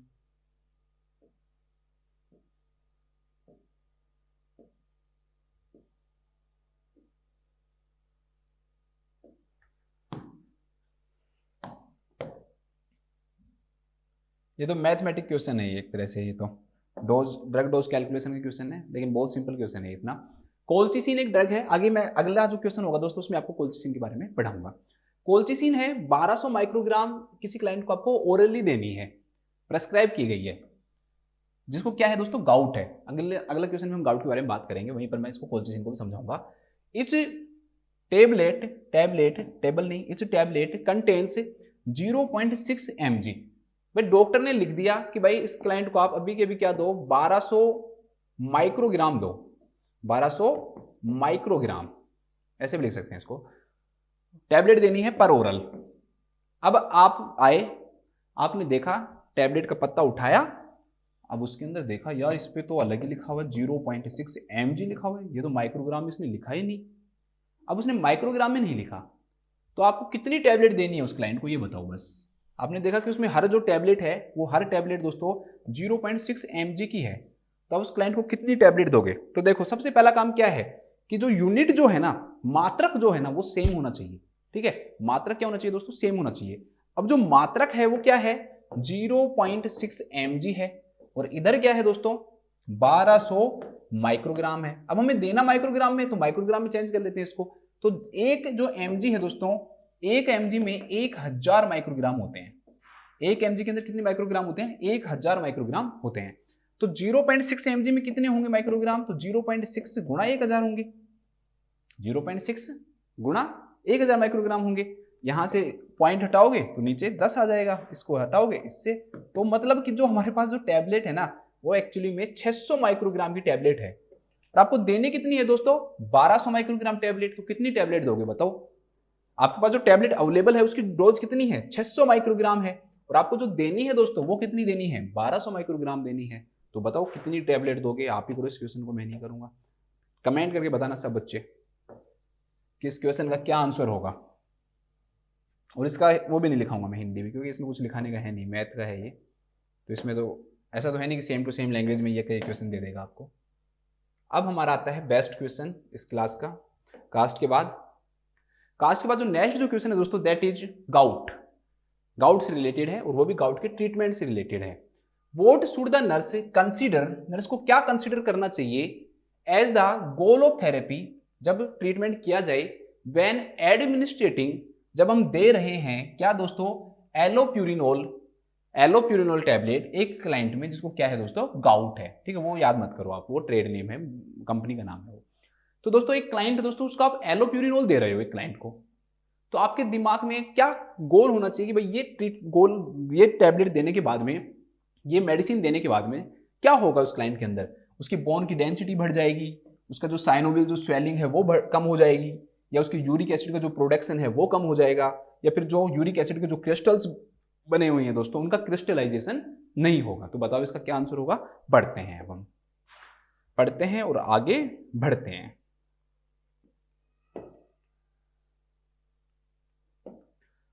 तो हम पढ़ते हैं दोस्तों गाउट।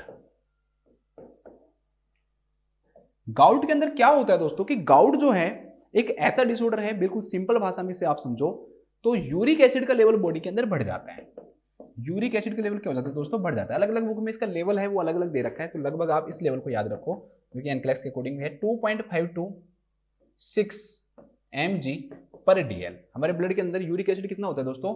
2.6 to 6 mg पर DL होता है। कुछ बुक में आपको 3 से 8 भी मिलेगा। ठीक है, तो यूरिक एसिड जो है दोस्तों उसका लेवल क्या हो जाता है? बढ़ जाता है। यूरिक एसिड का लेवल बढ़ा।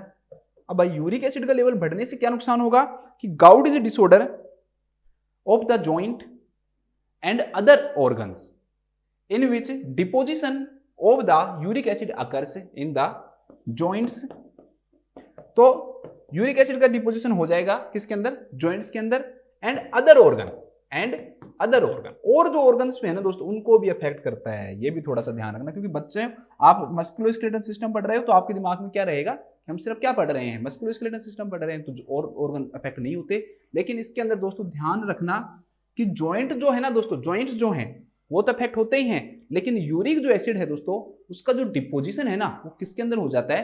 Other organ. एग्जाम्पल के रूप में स्किन के अंदर दोस्तों, और एक आपका दोस्तों याद रखना है किडनीज।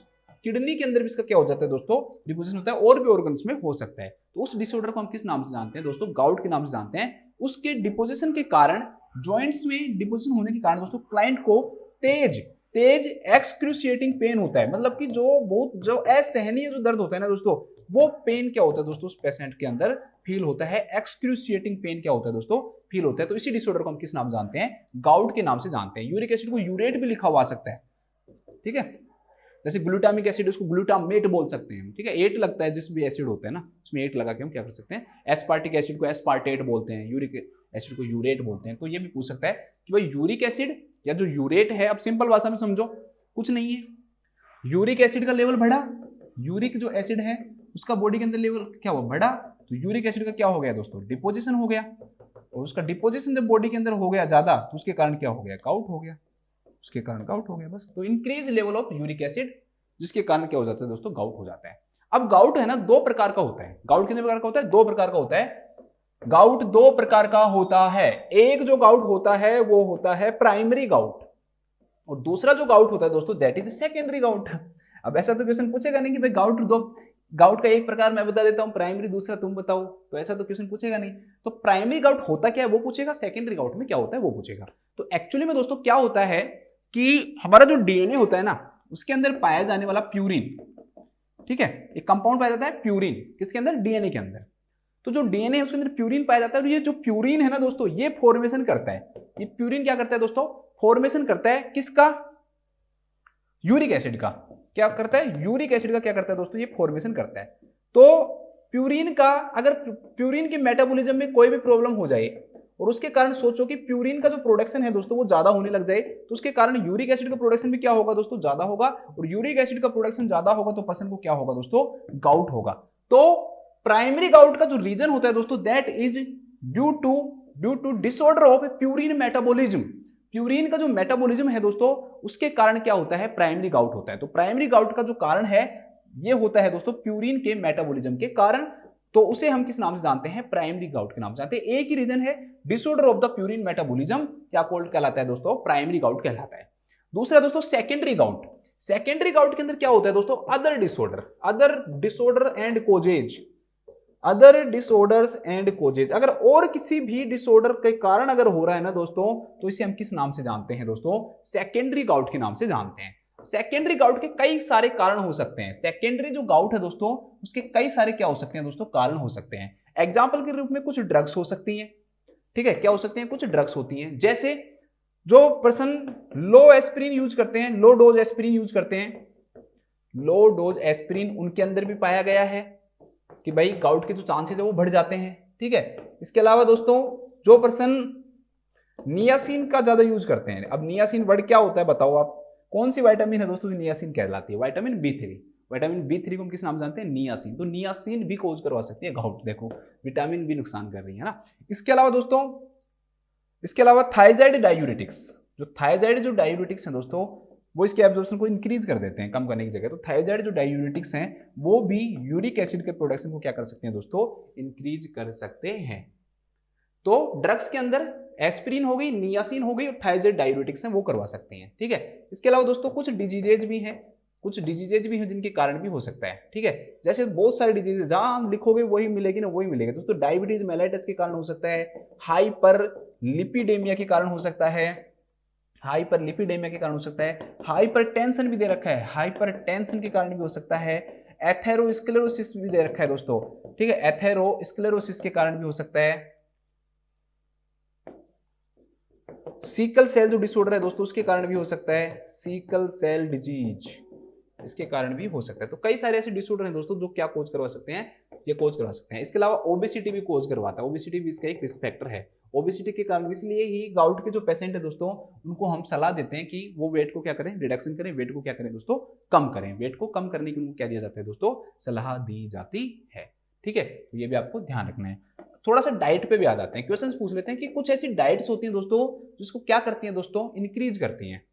कुछ डाइट्स भी होती हैं दोस्तों, वो इसको क्या कर सकती हैं, आपको इंक्रीज कर सकती हैं, तो उनका भी आपको थोड़ा सा ध्यान रखना पड़ेगा। तो जैसे लीवर है, लीवर भी इसको क्या करता है दोस्तों, इंक्रीज करता है। जैसे आपका मीट हो गया, ठीक है, मीट भी इंक्रीज करता है। मीट के अंदर जैसे आपका चिकन हो गया, चिकन भी इंक्रीज करता है। पोर्क हो गया, पोर्क भी इंक्रीज करता है। बीफ हो गया, बीफ भी इंक्रीज करता है। तो ये भी क्या करते हैं दोस्तों, इसको इंक्रीज करते हैं। तो लीवर, मीट, चिकन, ठीक है, ये सब इसको क्या कर रहे हैं दोस्तों, इंक्रीज कर रहे हैं। तो डाइट में भी आपको थोड़ा सा फोकस करना पड़ेगा। अभी डाइट से रिलेटेड क्वेश्चन आएगा तो वहां पे मैं और इसके बारे में क्या करूंगा, डिस्कस करूंगा, ठीक है। कुछ डाइट्स वो भी बताऊंगा जो इसको क्या करती हैं दोस्तों, कम करती हैं। उसके बारे में हम क्या करेंगे दोस्तों, बात करेंगे। इसके बाद हम बात करते हैं दोस्तों क्लिनिकल मैनिफेस्टेशंस की। गाउट के अंदर क्या क्या एक इसकी स्टेजेज और देखो, मैं नहीं चाहता कि कुछ छूटे। स्टेजेज ऑफ गाउट, तो इसकी कुछ स्टेजेस होती है दोस्तों। एक होती है दोस्तों आपकी, पहला होता है दोस्तों इसके अंदर एसिम्प्टोमेटिक गाउट, एसिम्प्टोमेटिक गाउट। एक होता है दोस्तों एक्यूट गाउट, दूसरा होता है एक्यूट गाउट, एक्यूट गाउट। इसके बाद होता है इंटरमिटेंट गाउट, इंटरमिटेंट गाउट। और एक होता है दोस्तों आपका chronic gout, chronic gout. Asymptomatic gout के अंदर कोई भी सिम्टम नहीं आता है पेशेंट को कोई भी सिम्टम नहीं आएगा। तो क्या होगा, ब्लड के अंदर जब आप सीरम यूरिक एसिड का लेवल करवाओगे ना, तो सीरम यूरिक एसिड का लेवल क्या मिलेगा दोस्तों, आपको इंक्रीज मिलेगा। एक्यूट गाउट में क्या होगा, एकदम से पेन होता है पेशेंट को, ठीक है, पेशेंट को पता नहीं लगेगा कि मेरे से पेन क्यों हो रहा है। और मेनली ये जो पेन है ना दोस्तों, ये ग्रेट टो के अंदर देखने को मिलता है। बड़े वाला जो अंगूठा है ना, सबसे ज्यादा चांसेस उसके अंदर होते हैं इसको, तो ये भी आपको थोड़ा सा याद रखना है कि सबसे ज्यादा अफेक्टेड जो जॉइंट है दोस्तों वो कौन सा है, ग्रेट टो जॉइंट है यहाँ पे, ठीक है आपके। तो मेटाटार्सल्स जो हैं, जो टार्सल्स हैं वो इसके अंदर अफेक्टेड होती हैं, और उनमें भी आपको ध्यान रखना कि ग्रेट टो है ना दोस्तों, वहां पर जो पेन होता है वो सबसे ज्यादा होता है। तो ग्रेट टो है दोस्तों, उसके अंदर एक्सक्रूसिएटिंग पेन होगा पेशेंट को, एक्सक्रूसिएटिंग पेन। अब इंटरमिटेंट गाउट क्या होता है दोस्तों, कि पेशेंट क्या होगा, जैसे एक्यूट गाउट हुआ, कुछ दिन उसके दर्द हुआ, फिर वापस से ठीक हो गया, तो बीच में जो रेस्ट का जो पीरियड आया ना दोस्तों, उसको हम किस नाम से जानते हैं, इंटरमिटेंट गाउट के नाम से जानते हैं, कि यहाँ पर कोई पेन नहीं होगा, नो पेन, वापस से पेन नहीं होगा दोस्तों। और ये किसके बीच में पाया जाता है, दो एक्यूट जो गाउट है दोस्तों उसके बीच के अंदर पाया जाता है। दो एक्यूट गाउट जो होते हैं, दो एक्यूट गाउट के जो अटैक हैं उनके बीच में क्या पाया जाता है दोस्तों, आपका इंटरमिटेंट गाउट पाया जाता है।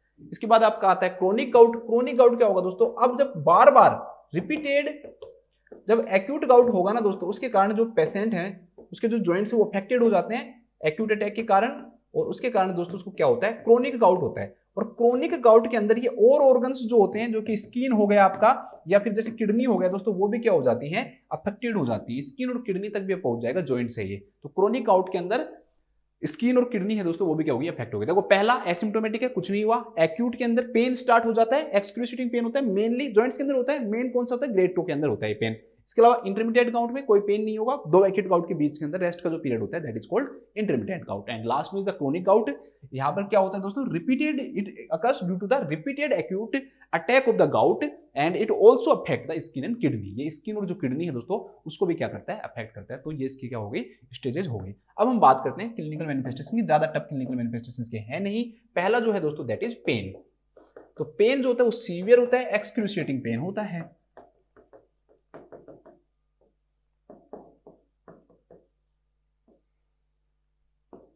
इसके अलावा क्या देखने को मिलता है दोस्तों, क्लाइंट को लो ग्रेड फीवर भी हो सकता है।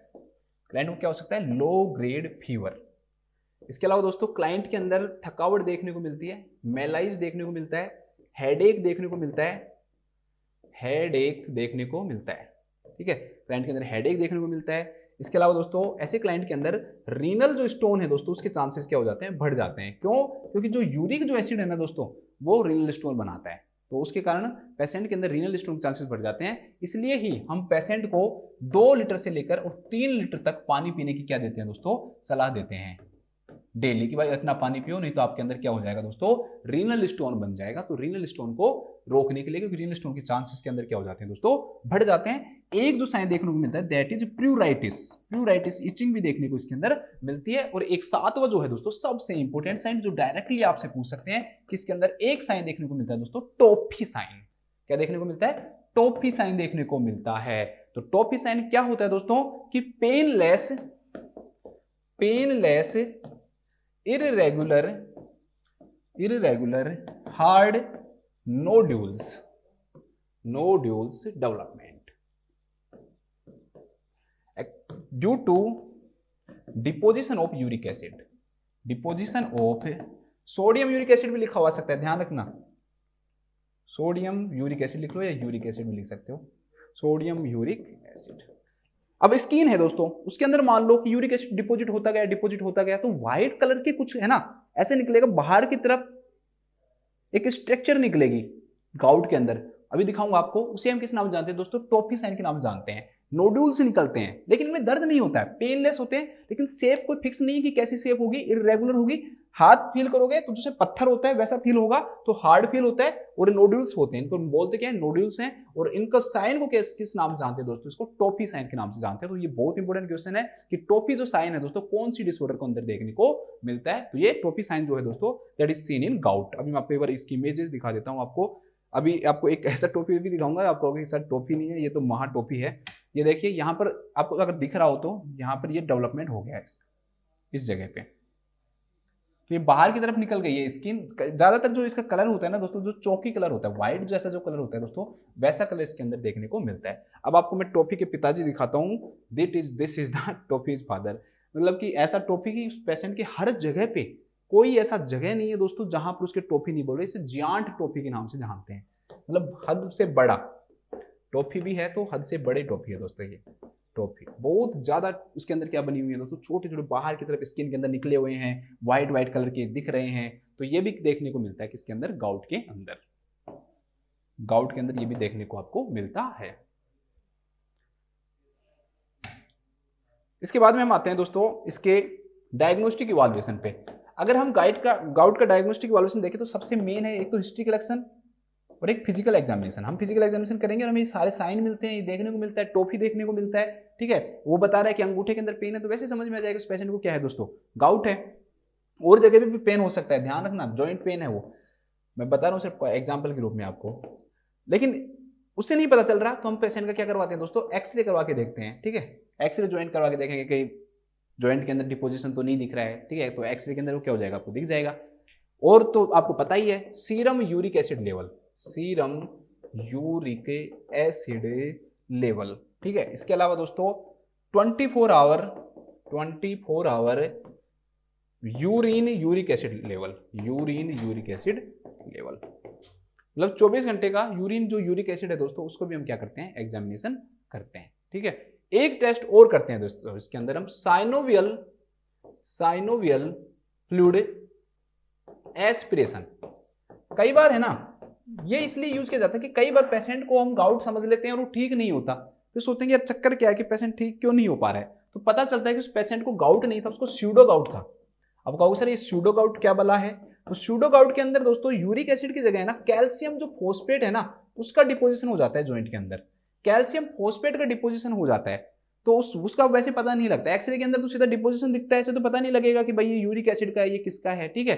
तो कुछ पेशेंट के अंदर कैल्शियम फॉस्फेट का डिपोजिशन हो जाता है, तो उसको डिफरेंशिएट करने के लिए हम क्या यूज करते हैं दोस्तों, साइनोवियल फ्लूइड एस्पिरेशन यूज करते हैं। वैसे बहुत कम यूज करते हैं इसको, लेकिन एक अच्छी टेक्निक है ये डिफरेंशिएट करने के लिए। इन सब में अगर सबसे अच्छी टेक्निक बताऊं मैं तो that is 24 hour urine uric acid level जो है दोस्तों, वो सबसे अच्छी टेक्निक होती है, जो कि पुराने यूरिक एसिड को भी बताता है, नए वाले को बनता है जो उसको भी बता रहा है, ठीक है। तो इसका हम क्या करते हैं, यूज करते हैं। अब सबसे इंपॉर्टेंट आता है आपका मैनेजमेंट। मैनेजमेंट जो है ना दोस्तों, उससे बहुत सारे क्वेश्चंस क्या होते हैं, पूछे जाते हैं।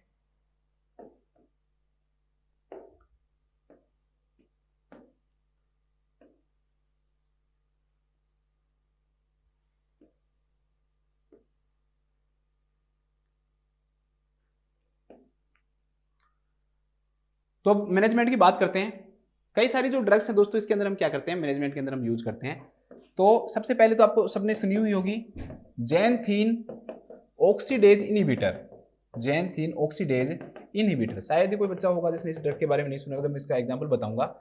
एक्चुअली में जब हम पढ़ते हैं ना दोस्तों, तो हम ये पढ़ते हैं एक्चुअली यूरिक एसिड का फॉर्मेशन कोई एक ऐसा नहीं है कि प्यूरिन बना, प्यूरिन से यूरिक एसिड बन गया। कोई सारे सीक्वेंसेज होते हैं जो आपको पढ़ने की बिल्कुल जरूरत नहीं है, कोई फायदा नहीं है उसका पढ़ने का। लेकिन जस्ट यूरिक एसिड, जब आप यूरिक एसिड का फॉर्मेशन डालोगे गूगल पे, उसकी इमेजेस देखोगे ना, तो आपको मिलेगा कि यूरिक एसिड से जस्ट पहले दोस्तों क्या रहता है, जैनथीन रहता है। ये जैनथीन दोस्तों ना, यही क्या बनाता है, यूरिक एसिड बनाता है। चलो पहले से प्यूरिन बनाता रहा है, लेकिन लास्ट की जो स्टेप है उसमें आप पढ़ोगे कि भाई जो जैनथीन है ना, वो क्या बना रहा है दोस्तों, आपका यूरिक एसिड बना रहा है। अब ये जो जैनथीन है दोस्तों, इससे जब यूरिक एसिड बनता है तो उसको लिए एक एंजाइम काम में आता है, जैनथीन ऑक्सीडेज एंजाइम। अगर आप मान लो इस एंजाइम को इनहिबिट कर दोगे दोस्तों, तो ये जो जैनथीन है दोस्तों, ये किस में चेंज नहीं होगा, यूरिक एसिड के अंदर चेंज नहीं होगा। ये जैनथीन किस में चेंज नहीं होगा दोस्तों, यूरिक एसिड के अंदर चेंज नहीं होगा। इसलिए इसका यूज करते हैं हम जैनथीन ऑक्सीडेज इनहिबिटर का। इसका जो एग्जांपल है वो सब बच्चों को इसको पता है कि इसका जो एग्जांपल है दोस्तों, दैट इज एलोप्यूरिनोल। एलोप्यूरिनोल या फिर हम दोस्तों क्या यूज करते हैं, ऑक्सीप्यूरिनोल। एलोप्यूरिनोल या ऑक्सीप्यूरिनोल। अगर ये भी नहीं है, अगर मान लो एलोप्यूरिनोल और ऑक्सीप्यूरिनोल काम नहीं करती, तो जब उस क्लाइंट के अंदर हम यूज करते हैं दोस्तों फेब यूक्सोस्टेट, ये ड्रग यूज करते हैं। कौन सी ड्रग यूज करते हैं, फेब यूक्सोस्टेट। ज्यादा भी याद नहीं हो, कितना हार्ड नाम, तो फेब स्टेट याद कर लेना भाई, शुरू में फरवरी है और फरवरी के आगे स्टेट है, यूक्सो बीच में याद नहीं हो तो फेब स्टेट ऐसे याद कर लो। तो फेब यूक्सो जो स्टेट जो है दोस्तों, ये यूज करते हैं मेनली हम क्रोनिक गाउट के अंदर। किसके अंदर यूज करते हैं, मेनली हम क्रोनिक जो गाउट है दोस्तों, इसके अंदर हम इसका यूज करते हैं, ठीक है। तो पहली जो ड्रग हो गई आपके सामने, that is xanthine oxidase inhibitor. Xanthine oxidase inhibitor drug हो गई आपके सामने पहली ड्रग। इसके बाद हम दूसरी ड्रग पढ़ते हैं। दूसरी जो ड्रग है दोस्तों, that is alkaloid drugs, alkaloid drugs. Alkaloid drugs की हम बात करें तो इसके अंदर आता है दोस्तों आपका, अभी हमने पढ़ा है ना, कोल्चिसिन। कोल्चिसिन ड्रग आती है दोस्तों। कहते हैं कि जितना हमारी बॉडी के अंदर लैक्टिक एसिड बनेगा ना, लैक्टिक एसिड जितना ज्यादा बनता है उतना मात्रा में ही दोस्तों, क्योंकि ये भी एसिड है और यूरिक एसिड भी क्या है दोस्तों, एसिड है, तो यूरिक एसिड भी उतना ही क्या बनेगा दोस्तों, ज्यादा बनेगा। तो लैक्टिक एसिड से यूरिक एसिड अगर ज्यादा है तो यूरिक एसिड बनेगा, लैक्टिक एसिड ज्यादा है तो ये क्या काम करता है, एल्कलॉइड का मतलब एल्कलाइन नेचर वाला, जो कि एसिड को कम करे। तो कोल्चिसिन जो है ना दोस्तों, एसिड नहीं, कोल्चिसिन लिखो यहाँ पे, कोल्चिसिन जो है ना दोस्तों किसको कम करता है, एसिड को कम करता है। किसको कम करता है, एसिड को, वो भी किसके, लैक्टिक एसिड को। तो लैक्टिक एसिड के कम होने के कारण दोस्तों यूरिक जो एसिड है दोस्तों वो भी क्या हो जाता है, कम हो जाता है, वो भी क्या हो जाता है दोस्तों आपका, कम हो जाता है। तो इसलिए हम इसका यूज करते हैं। इसके बाद नेक्स्ट जो ड्रग है दोस्तों आपकी, that is NSAID, non steroid जो एंटी इन्फ्लामेटरी जो ड्रग्स है दोस्तों, उनका भी हम क्या करते हैं, यूज करते हैं। क्योंकि इन्फ्लामेशन हो जाता है जॉइंट्स के अंदर, जब यूरिक एसिड का डिपोजिशन होगा तो उसके कारण क्या होगा दोस्तों, इन्फ्लामेशन होगा, उसके कारण क्या होगा, इन्फ्लामेशन होगा। तो उसके लिए हम कौन सी ड्रग्स यूज करते हैं दोस्तों, NSAID। इन्फ्लामेशन के कारण ही जो जॉइंट इन्वॉल्व होगा, उस जॉइंट के अंदर दोस्तों पेन भी होगा, कई बार वहां पे रेडनेस भी देखने को मिलेगी और स्वेलिंग भी देखने को मिलेगी। इन्फ्लामेशन के कारण पेन, रेडनेस और स्वेलिंग तीनों सिम्टम्स वहां पर देखने को मिलते हैं। तो NSAID जो ड्रग्स है दोस्तों वो भी यूज की जाती है, लाइक दैट एग्जांपल के रूप में आइबुप्रोफेन जो ड्रग है दोस्तों, वो हम इसके अंदर क्या कर सकते हैं, यूज कर सकते हैं। इसके अलावा इन्फ्लामेशन को कम करने के लिए दोस्तों यूज की जाती है एक ड्रग, कोर्टिकोस्टेरॉइड। कौन सी ड्रग यूज की जाती है दोस्तों, कोर्टिकोस्टेरॉइड ड्रग यूज की जाती है। एग्जांपल में याद रखना, प्रेडनिसोलोन यूज करते हैं हम इसमें, प्रेडनिसोलोन। हाइड्रोकोर्टिसोन यूज नहीं करते, ये भी ध्यान रखना कि हाइड्रोकोर्टिसोन जो ड्रग है वो इसके अंदर हम यूज नहीं करते हैं। और हम कोर्टिकोस्टेरॉइड में यूज भी करेंगे दोस्तों, तो हम कौन सी यूज करते हैं, आपका प्रेडनिसोलोन यूज करते हैं। इसके बाद नेक्स्ट जो ड्रग है दोस्तों इसके अंदर हम यूज करेंगे, दैट इज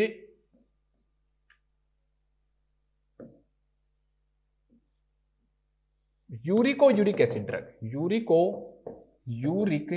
एसिड ड्रग। अब यूरिक एसिड जो ड्रग होती है ना दोस्तों, ये क्या काम करती है, यूरिक एसिड ड्रग है, देखो नाम है यूरिको, मतलब यूरिन से रिलेटेड। तो ये क्या काम कर रहे हैं दोस्तों कि जो यूरिन जो है ना दोस्तों, उसके अंदर एक्चुअली में मान लो कैल्शियम का रीअब्जॉर्प्शन हो, तो रीअब्जॉर्प्शन मतलब वापस से यूरिक एसिड, मतलब यूरिन में जा रहा था लेकिन वापस से किस में आ गया, वापस से दोस्तों हमारी बॉडी के अंदर आ गया अगर रीअब्जॉर्प्शन होगा तो। लेकिन ये रीअब्जॉर्प्शन को क्या कर देती है दोस्तों, कम कर देती है, तो डिक्रीज कर देती है रीअब्जॉर्प्शन को। तो decrease reabsorption of uric acid. तो यूरिक एसिड का रीअब्जॉर्प्शन क्या हो गया दोस्तों, कम हो गया। तो यूरिक एसिड का अगर एब्जॉर्प्शन कम हो गया तो वैसे भी क्या हो जाएगा, कम हो जाएगा। तो एग्जांपल के रूप में याद कर सकते हो आप, प्रोबेनिसिड एक ड्रग आती है दोस्तों, उसका हम यूज करते हैं कि जिसके कारण क्या होता है कि एब्जॉर्प्शन जो है दोस्तों यूरिक एसिड का क्या हो जाता है, कम हो जाता है। तो वो कौन सी ड्रग यूज करते हैं, प्रोबेनिसिड यूज करते हैं। ठीक है, तो ये सारी ड्रग्स इसके अंदर क्या की जाती है, यूज जाती है। एक ड्रग और लिख लो, पैगलोटिकेस। एक ड्रग और यूज करते हैं इसके अंदर हम, इसका नाम क्या है दोस्तों, पैगलोटिकेस जो ड्रग है दोस्तों, वो भी हम इसके अंदर क्या करते हैं, यूज करते हैं। पैगलोटिकेस क्या काम करता है कि यूरिक एसिड को ऐसे केमिकल्स में चेंज कर देता है, यूरिक एसिड को दोस्तों ऐसे केमिकल्स के अंदर क्या कर देता है, चेंज कर देता है जो कि बॉडी के लिए हार्मलेस हैं। अब वो केमिकल्स हैं क्या, उनको याद करने की कोई जरूरत नहीं है, बस सिर्फ इतना याद रखो कि यूरिक एसिड को ऐसे केमिकल्स में चेंज कर देगा कि जो केमिकल्स हमारी बॉडी के लिए क्या है दोस्तों, हार्मलेस हैं, बस वही। तो ये सारी ड्रग्स इसके अंदर क्या की जाती हैं दोस्तों, यूज की जाती है। अब हम बात करते हैं दोस्तों नेक्स्ट इसके मैनेजमेंट की, सॉरी नर्सिंग मैनेजमेंट की। सर्जिकल कोई मैनेजमेंट नहीं है, सिर्फ नर्सिंग मैनेजमेंट पढ़ लो आप, बहुत है। नर्सिंग मैनेजमेंट की अगर बात करें तो मैंने आपको कहा था दोस्तों कि ओबेसिटी कोज करती है, तो वेट को हम क्या करेंगे दोस्तों, कम करेंगे। ठीक है, एक रीनल स्टोन कोज करता है, तो फ्लूइड के अमाउंट को क्या करेंगे दोस्तों, बढ़ाएंगे। डाइट को मॉडिफाई करेंगे, अगर उनमें से कोई भी चीज आप खा रहे हो तो उनको क्या करोगे दोस्तों, आप मॉडिफाई करोगे, डाइट को मॉडिफाई किया जाएगा इसके अंदर। ठीक है, इसके अलावा दोस्तों जो क्लाइंट है उसको जो डाइट है उसमें ये भी बताया जाएगा कि आपको भाई ज्यादा से ज्यादा ब्रोकली का यूज करना है, और जो ग्रीन लीफी वेजिटेबल्स है उनका ज्यादा यूज करना है। एग्जाम्पल ग्रीन बीन्स लिख लो डायरेक्टली, ग्रीन बीन्स का ज्यादा यूज करना है, जो ग्रीन बीन्स हैं उनका ज्यादा यूज करना है, और जो ब्रोकली है ना दोस्तों उनका डाइट के अंदर क्या करना है, ज्यादा यूज करना है। तो इन चीजों के आप क्या दोगे उसको, क्लाइंट को सलाह दोगे। ठीक है। इसके अलावा दोस्तों जो क्लाइंट के अगर अंदर एक्यूट अटैक आता है, क्लाइंट में क्या आता है दोस्तों, एक्यूट अटैक आता है, एकदम से मतलब उसको पेन होने लग गया, तो आप उसको क्या करोगे दोस्तों, उसको सबसे पहले उसको आप बेड पे लोगे, आप कहोगे भाई लेट जा, तो बेड रेस्ट की जरूरत है उसको, पहली चीज ये ध्यान रखना। दूसरा दोस्तों, don't cover with blanket, blanket के द्वारा उसको आप कवर नहीं करोगे, या फिर कोई भी जो बेड शीट्स हैं उनके द्वारा कवर नहीं करोगे दोस्तों। क्यों? क्योंकि वो कवर होगा तो जॉइंट है उसके ऊपर क्या पड़ेगा, प्रेशर पड़ेगा, और उस क्लाइंट को और भी ज्यादा क्या होगा दोस्तों, पेन होगा। ठीक है। इसके अलावा हम क्लाइंट को सलाह देते हैं कि भाई आप थोड़ा सा इसका क्या करो, माइल्ड फ्लेक्शन करो, जो भी जॉइंट है दोस्तों जो अफेक्टेड हुआ है उसका माइल्ड फ्लेक्शन करवाया जाता है, तो माइल्ड फ्लेक्शन ऑफ द जो जॉइंट है दोस्तों वो भी क्लाइंट के अंदर करवाया जाता है। बस ये 3 चीजें हो गई, याद रखना। इसके बाद खत्म हो गया हमारा गाउट, इतना पढ़ लिया बहुत है आपके लिए। चलो आ जाते हैं नेक्स्ट, हम हमारे क्वेश्चंस पे आते हैं। तो दोस्तों इस क्वेश्चन में क्या पूछ रहा है कि भाई एलोप्यूरिनोल किसी को हमने ड्रग दिया, एलोप्यूरिनोल आपने किसी को भी ड्रग दी तो वो क्या काम करेगी, वो बोन डेंसिटी को बढ़ाएगी, बोन डेंसिटी पे कोई फर्क नहीं डालेगी, कोई कैल्शियम नहीं है कि भाई बोन डेंसिटी कम या ज्यादा होगा। अगर मान लो कैल्शियम बोन से बाहर आएगा तो उसकी डेंसिटी कम हो जाएगी, और अगर बोन के अंदर डिपॉजिट होगा तो बोन की डेंसिटी बढ़ जाएगी। ठीक है। साइनोवियल स्वेलिंग को भी कोई कम नहीं करता है ये। ठीक है। साइनोवियल जो स्वेलिंग है दोस्तों उससे इसका कोई लेना देना नहीं है। क्यों? क्योंकि स्वेलिंग को जो कम करने वाली जो ड्रग्स है ना दोस्तों, वो ऐसी ड्रग्स हैं जो इन्फ्लामेशन को कम करती है ना, वो ड्रग क्या कर सकती है दोस्तों, आपको स्वेलिंग को क्या कर सकती है दोस्तों, कम कर सकती है। स्वेलिंग को वो ड्रग्स क्या कर सकती है, कम कर सकती है, ये नहीं करेगी। तो decrease the uric acid production, हाँ यूरिक एसिड के प्रोडक्शन को क्या करती है दोस्तों, ये कम कर देती है। यूरिक एसिड के प्रोडक्शन को क्या कर देती है, कम कर देती है। जैंथिन से यूरिक एसिड बन रहा है तो जैंथिन ऑक्सीडेज जो एंजाइम उसको ब्लॉक कर देगी, तो उसके कारण यूरिक एसिड नहीं बनेगा। और क्रिस्टलाइजेशन ऑफ जो यूरिक एसिड है दोस्तों उसको भी क्या करती है, ये प्रिवेंट करती है कि भाई जो यूरिक एसिड है उसका क्या नहीं बने दोस्तों, उसके क्रिस्टल्स नहीं बने। तो ऐसा भी ये नहीं करती है। क्रिस्टलाइजेशन पे भाई यूरिक एसिड के क्रिस्टल्स बनने से प्रिवेंट करे, इसका कोई लेना देना नहीं है। यूरिक एसिड को ही नहीं बनने देती, क्रिस्टल तो बात की बात है। ठीक है। इसलिए ये भी इसका आंसर नहीं होगा। इसके बाद हम नेक्स्ट क्वेश्चन देखते हैं। हाँ इसको लिख लेते हैं एक बार, तो लिख लो एलोप्यूरिनोल एक जैंथिन ऑक्सीडेज इनहिबिटर है, जैंथिन ऑक्सीडेज इनहिबिटर है, जो कि यूरिक एसिड के प्रोडक्शन को,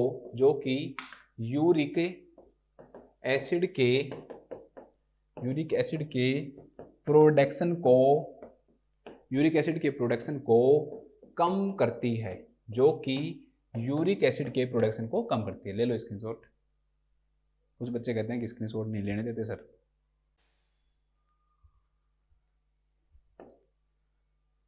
इसके बाद हम नेक्स्ट क्वेश्चन देखते हैं।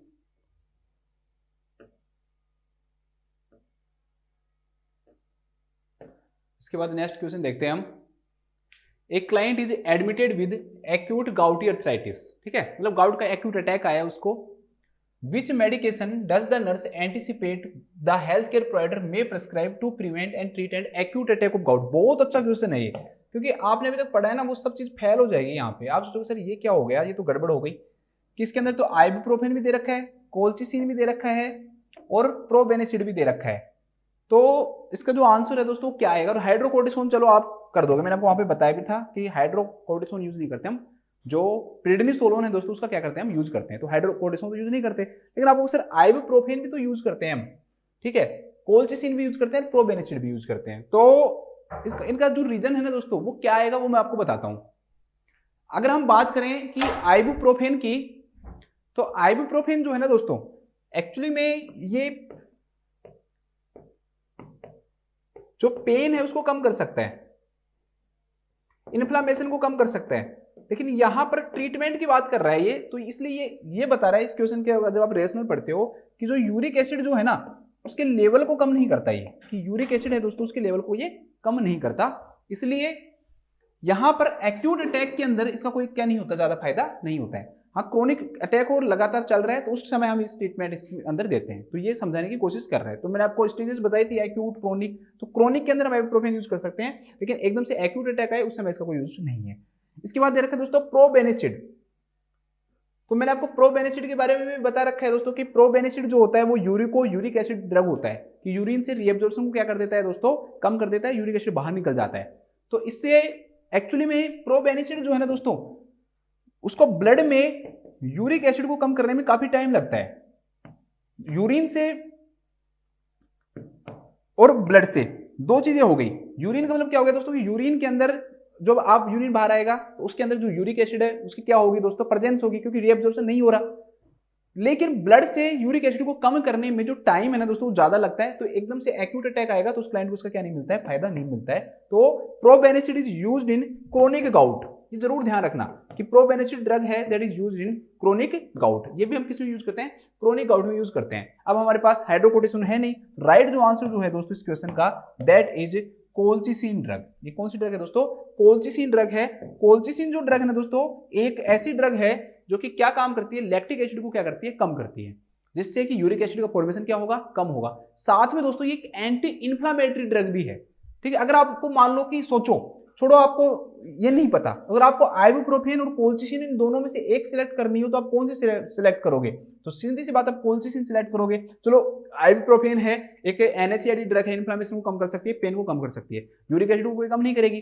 कोल्चिसिन दोनों काम कर रही है दोस्तों, यहाँ पे कोल्चिसिन दोनों काम कर रही है, यूरिक एसिड को भी कम करती है, ये यूरिक एसिड को भी कम करती है और इन्फ्लामेशन को भी कम करती है। ध्यान रखना, एंटी इन्फ्लामेटरी ड्रग भी है ये, इन्फ्लामेशन को भी क्या कर रही है दोस्तों, कम कर रही है। इसलिए इसको हम क्या करेंगे, इससे ज्यादा प्रेफर करेंगे। तो इसलिए इस क्वेश्चन का जो राइट आंसर होगा दोस्तों दैट इज कोल्चिसिन। तो लिखो एक्यूट अटैक ऑफ गाउट में, एक्यूट अटैक ऑफ गाउट में कोल्चिसिन। अब इसके बारे में मैंने सब कुछ लिखा दिया, तो मुझे ऐसे लगता नहीं कि आपको बार बार मैं वो सब चीजें दोबारा से आपको लिखाता रहूं, तो उसमें कोई फायदा नहीं होगा ना। तो एक्यूट गाउट में कोल्चिसिन ड्रग का यूज किया जाता है, ड्रग का यूज किया जाता है। एलोप्यूरिनोल भी यूज कर सकते हैं, ध्यान रखना, ऐसे मत कह कि एलोप्यूरिनोल नहीं कर सकते, एलोप्यूरिनोल भी कर सकते हैं, किया जा सकता है। एलोप्यूरिनोल जो ड्रग है दोस्तों वो भी यूज की जा सकती है। इसके बाद हम बात करते हैं नेक्स्ट क्वेश्चन की। बहुत अच्छा क्वेश्चन है ये। इससे हम जो डाइट है दोस्तों उससे कुछ चीजें पढ़ेंगे हम जो हमारे काम आएगी इसमें, कि which food should the nurse teach a client with gout to avoid to limit painful attacks. जो क्लाइंट के अंदर पेनफुल अटैक्स आ रहे हैं दोस्तों, किसके अंदर, गाउट के अंदर, गाउट के अंदर जो पेनफुल अटैक्स आ रहे हैं, तो उसमें कौन सी जो चीजें हैं दोस्तों वो हमें क्या करनी चाहिए, अवॉइड करनी चाहिए। क्या क्या चीजें हमें क्या करनी चाहिए दोस्तों, अवॉइड करनी चाहिए। तो ध्यान रखना, एग्स को अवॉइड करने का कोई फायदा नहीं है, क्योंकि हम है ना किन चीजों को अवॉइड करते हैं। ये क्वेश्चन डायरेक्टली ऐसे नहीं है कि किस चीज को अवॉइड करते हैं, तो इसका आंसर जो आएगा वो आएगा हाई प्यूरिन डाइट। जिनके अंदर प्यूरिन की जो अमाउंट है ना दोस्तों वो ज्यादा होती है, ऐसी डाइट को हम क्या करते हैं दोस्तों, अवॉइड करते हैं। तो एग के अंदर तो होता नहीं, तो एग को तो अवॉइड करने की कोई जरूरत है नहीं। तो लीवर है ना दोस्तों उसको करते हैं, लीवर को अवॉइड करते हैं। लीवर नहीं खाया जाना चाहिए, क्योंकि लीवर के अंदर प्यूरिन ज्यादा अमाउंट के अंदर होता है, ठीक है। लीवर के अंदर प्यूरिन जो है ज्यादा अमाउंट में होता है, किसी भी ऑर्गन, किसी भी मतलब कि एनिमल का हो।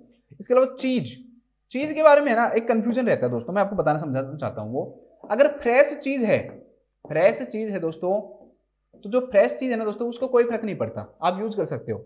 लेकिन पुराना चीज है, ओल्ड चीज है, एज्ड चीज है, तो उसको यूज नहीं करना चाहिए। एज्ड चीज है दोस्तों वो क्या कॉज कर सकता है, वो इंक्रीज कॉज कर सकता है। इंक्रीज प्यूरिन होता है तो यूरिक एसिड के लेवल को वो बढ़ा सकता है, इंक्रीज प्यूरिन है तो यूरिक एसिड के लेवल को बढ़ा सकता है। लेकिन यहाँ पर सिर्फ सिंपल चीज दे रखा है तो हम इसको नहीं मानेंगे, इसको हम फ्रेश चीज मानेंगे। ऐसे तो है नहीं कि हमें स्पेशली दे रखा है तो सब चीजें फ्रेश ही मानेंगे हम। इसके बाद दोस्तों सैल्मन, सैल्मन को कोई भी अवॉइड करने की जरूरत नहीं होती, इसमें इतनी अमाउंट के अंदर प्यूरिन नहीं होता। सेलफिश को दोस्तों अवॉइड किया जाता है। सेलफिश क्या होती है, मतलब कि सी फूड जो होता है, सी फूड जो होता है समुद्र से जो खाना प्राप्त होता है वो ऐसी होती है। मछलियां तो नहीं कह सकते इसको हम डायरेक्टली, एग्जांपल्स में बताता हूँ इसके। जैसे श्रिम्प, एक श्रिम्प आती है, एक लोबस्टर आता है। ये दोनों किस किस के एग्जांपल है दोस्तों, ये दोनों किस इसमें हाई होते हैं, इसमें क्या होते हैं, हाई होते हैं। तो ये दोनों ध्यान रखना कि सेलफिश और लीवर, इसके अलावा क्या अवॉइड करते हैं, मीट, बीफ, चिकन, उसको भी क्या किया जाता है दोस्तों, अवॉइड किया जाता है। ये भी मैंने आपको बताया था वहां पे, तो ये भी आपको याद रखना है, ठीक है। तो लीवर और सेलफिश, जैसे कि श्रिम्प, मतलब सेलफिश नहीं दे ऑप्शन में, आपको श्रिम्प लिख दे या फिर लोबस्टर लिख दे तो वो भी आपको पता होना चाहिए। तो लिख लो, देना क्या चाहिए, ब्रोकली, क्या देंगे, ब्रोकली देंगे। और क्या देंगे दोस्तों आपको, बीन्स देंगे, ग्रीन बीन्स, ग्रीन जो बीन्स हैं वो देंगे हम इसके लिए। कई चीजें और भी होती हैं, जैसे लेंटिल्स होते हैं उनको भी नहीं देते हैं हम, ठीक है। एस्पार्गस होता है वो भी नहीं देते हैं। तो ऐसे फूड में सोचा कि क्या बताऊंगा, वो कोई काम का है नहीं। तो इस क्वेश्चन का आंसर हो जाएगा, लिख लो कि गाउट के अंदर हाई प्यूरिन डाइट को अवॉइड किया जाता है। हाई प्यूरिन डाइट को अवॉइड किया जाता है क्योंकि यह यूरिक एसिड के लेवल को बढ़ाता है।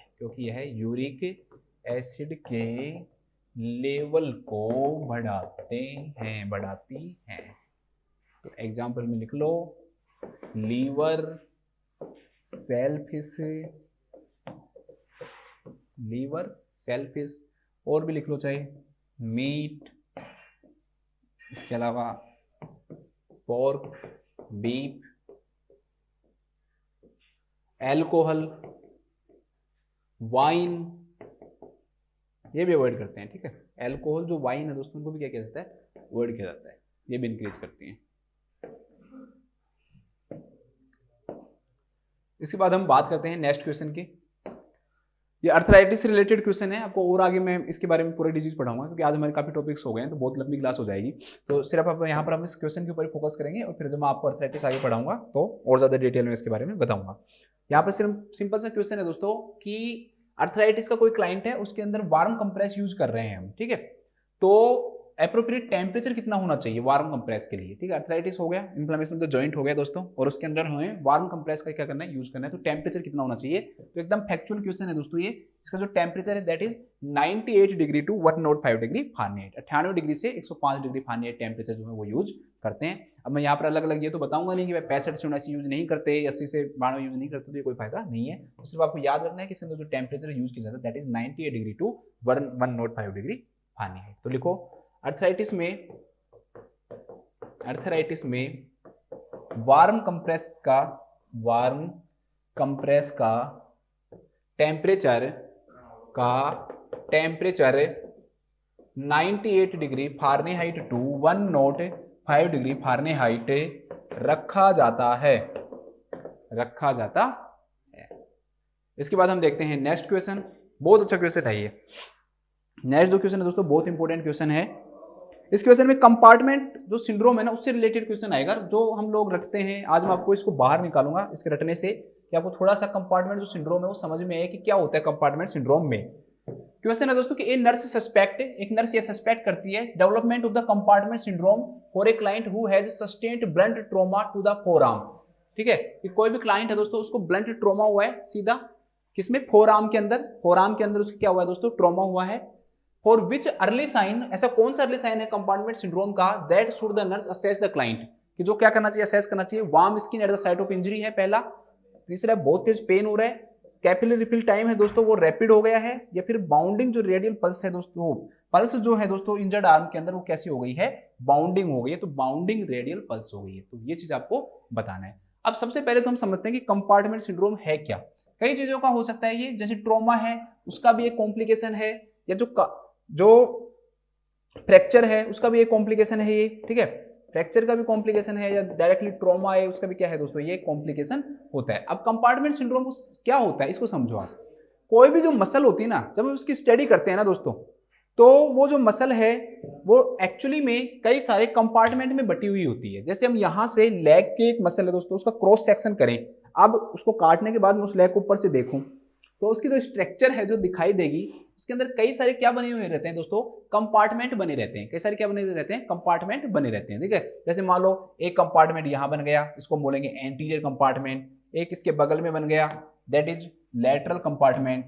इसके बगल में बन गया, ये क्या बन गया, लैटरल कंपार्टमेंट। इसके बाद में है एक कंपार्टमेंट पीछे बन गया, that is deep posterior compartment, ठीक है। एक सुपरफिशियल और ऊपर बन रहा है, ये सुपरफिशियल कंपार्टमेंट। तो इस प्रकार से एक जो मसल जो होती है ना दोस्तों, वो कई सारे कंपार्टमेंट के अंदर क्या होती है दोस्तों, बनी हुई होती है। कंपार्टमेंट होते हैं, और इन कंपार्टमेंट से होकर ही जो ब्लड वेसल्स जो नर्व है दोस्तों वो क्या होती हैं, गुजरती हैं। इनके अंदर ही पाई जाती हैं ये। अब सुनो, कोई भी जो इंजरी होगी, कोई भी दोस्तों इंजरी होगी, ये कंपार्टमेंट सेपरेट किसके द्वारा होते हैं? देखो यहाँ पर सेपरेट हो रहे हैं ना, मान लो ये लेयर है दोस्तों, इसके द्वारा सेपरेट हो रहे हैं, ये लेयर है इसके द्वारा सेपरेट हो रहे हैं, ये लेयर इसके द्वारा सेपरेट हो रहे हैं, तो इन्हें हम फैसिया के नाम से जानते हैं। इसे हम किस नाम जानते हैं? फैसिया के नाम से जानते हैं।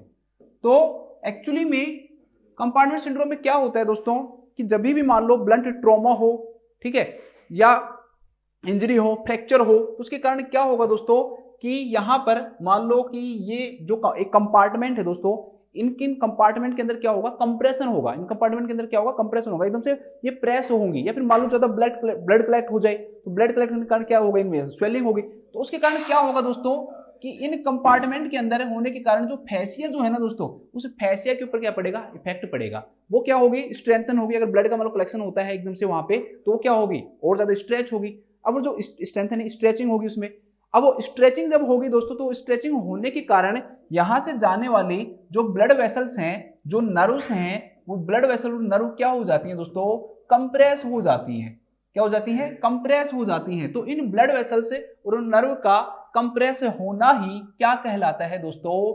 कंपार्टमेंट सिंड्रोम कहलाता है। तो कंपार्टमेंट सिंड्रोम क्या होता है कि कोई भी इंजरी या ट्रॉमा के कारण, कोई भी इंजरी या ट्रॉमा के कारण जो कंपार्टमेंट जो होते हैं दोस्तों, वो क्या करते हैं? कंप्रेस करते हैं। वो कंपार्टमेंट ब्लड वेसल्स और नर्व्स को क्या करते हैं दोस्तों? कंप्रेस करते हैं, जिसके कारण क्या होता है दोस्तों? न्यूरोवेस्कुलर जो सिम्टम्स है वो क्या होते हैं? अराइज होते हैं। मतलब कि ब्लड वेसल से रिलेटेड या फिर जो नर्व के कंप्रेशन से जो रिलेटेड है दोस्तों, वो सिम्टम क्या होंगे? अराइज होंगे। इसे ही हम किस नाम से जानते हैं दोस्तों? कंपार्टमेंट सिंड्रोम के नाम से जानते हैं। इसे हम किस नाम से जानते हैं? कंपार्टमेंट सिंड्रोम के नाम से जानते हैं। कंपार्टमेंट जो सिंड्रोम है मोस्ट कॉमन लोअर लेग के अंदर पाया जाता है। मोस्ट कॉमन कहां पाया जाता है कंपार्टमेंट सिंड्रोम? लोअर लेग के अंदर पाया जाता है। Compartment syndrome is a medical emergency. Compartment जो सिंड्रोम है वो एक मेडिकल इमरजेंसी है। अगर इसे 4 से 6 घंटे के अंदर ट्रीट नहीं किया गया तो ये इतना ज्यादा कंप्रेस कर देगी ब्लड वेसल्स को, नर्व को, कि दोस्तों इररिवर्सिबल, कि मतलब वापस से लौटकर नॉर्मल नहीं होगा। Irreversible damage of the irreversible damage of the nerve cause कर सकता है। कि जो नर्व है दोस्तों या जो वेसल्स हैं उनका इररिवर्सिबल डैमेज क्या कर सकता है दोस्तों? ये कोज कर सकता है। इसे ही हम किस नाम से जानते हैं दोस्तों? कंपार्टमेंट सिंड्रोम के नाम से जानते हैं। सिंपल सी बात है, कंपार्टमेंट सिंड्रोम क्या होगा दोस्तों? कोई भी इंजरी या ट्रॉमा होने के कारण जो कंपार्टमेंट है दोस्तों वो कंप्रेस करते हैं किसको? ब्लड वेसल्स को या नर्व को, जिसके कारण जो न्यूरोवेस्कुलर जो सिम्टम्स है वो आते हैं। उसे ही हम किस नाम से जानते हैं? कंपार्टमेंट सिंड्रोम के नाम से जानते हैं। इमरजेंसी क्यों है कि अगर आपने कुछ टाइम तक उस पर ध्यान नहीं दिया तो 4 से 6 घंटे के बाद में वापस से उस पेशेंट को आप ठीक नहीं कर पाओगे, क्योंकि जो डैमेज है वो इररिवर्सिबल हो जाएगा। तो यही क्या कहलाता है? आपका कंपार्टमेंट सिंड्रोम कहलाता है। अब देखो कंपार्टमेंट जो सिंड्रोम जो होता है दोस्तों, उसके अंदर क्या क्या क्लिनिकल मैनिफेस्टेशन आएंगे। तो क्लिनिकल मैनिफेस्टेशन के उसके अंदर क्या क्या सिम्टम देखने को मिलते हैं दोस्तों? जो स्किन का जो कलर है वो, मान लो कि ब्लड वेसल्स है, कोई भी ऑब्स्ट्रक्ट हुई तो ब्लड वेसल्स कंप्रेस होगी, ब्लड आगे नहीं जाएगा, तो जो कलर जो ब्लड दे रहा है दोस्तों कलर नहीं रहेगा। तो स्किन का जो कलर है दोस्तों वो कैसा आ सकता है? आपका पैलर आ सकता है। कैसा कलर आ सकता है दोस्तों? पैलर जो कलर है वो देखने को मिल सकता है। दूसरा दोस्तों पेन, इतना तेज, बहुत एक्सक्रूशिएटिंग पेन ही होता है, बहुत सीवियर पेन स्किन लाइन के अंदर क्या करेगा दोस्तों? आपको देखने को मिलेगा। और पेशेंट कहेगा कि मेरा जो पेन है ना दोस्तों उसमें कोई भी आराम नहीं आ रहा है, कोई भी आराम नहीं आ रहा है। तो पैलर भी देखने को मिलेगा क्लाइंट के अंदर दोस्तों। क्या देखने को मिलेगा? पेन भी देखने को मिलेगा, जो कि अर्लीस्ट सिम्टम है इसका। बहुत पहले ही सिम्टम दिखाई दे जाते हैं, तो अर्लीस्ट सिम्टम है।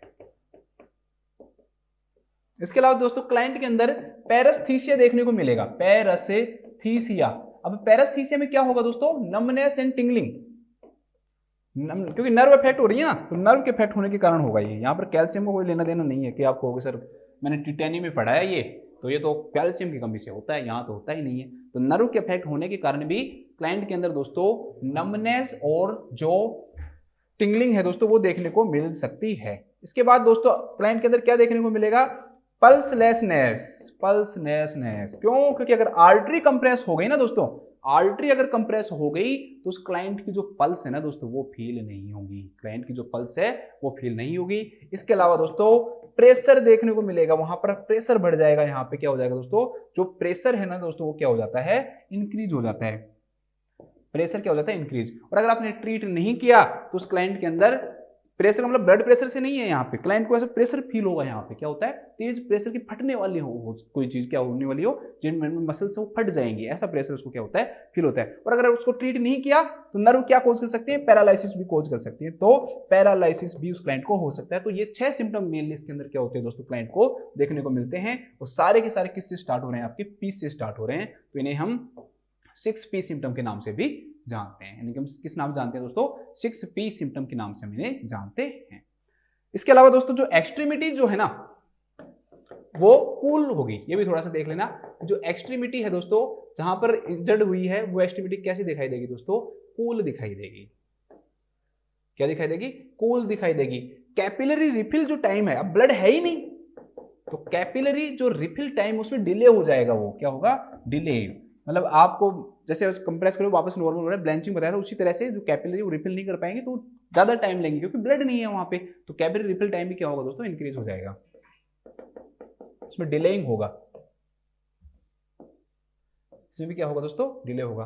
पल्स क्या तो फील नहीं होगी या फिर बिल्कुल कम फील होगी, 3D पल्स फील होती है। ठीक है, चलो आ जाओ अब इस क्वेश्चन पे हम आ जाते हैं। इसका मैनेजमेंट क्या करोगे, इसके मैनेजमेंट के अंदर हम 2 चीजें करते हैं।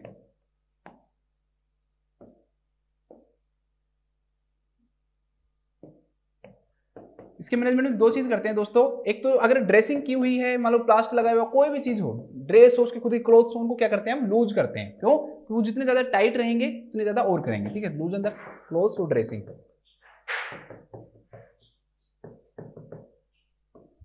जितना ज्यादा टाइट होगा तो और ज्यादा फैलने में दिक्कत आएगी उनको, तो और ज्यादा कंप्रेस होगा, तो कंप्रेस होने के चांसेस क्या हो जाते हैं, बढ़ जाते हैं। एक इसके अंदर सर्जरी की जाती है दोस्तों, फैसियोटोमी।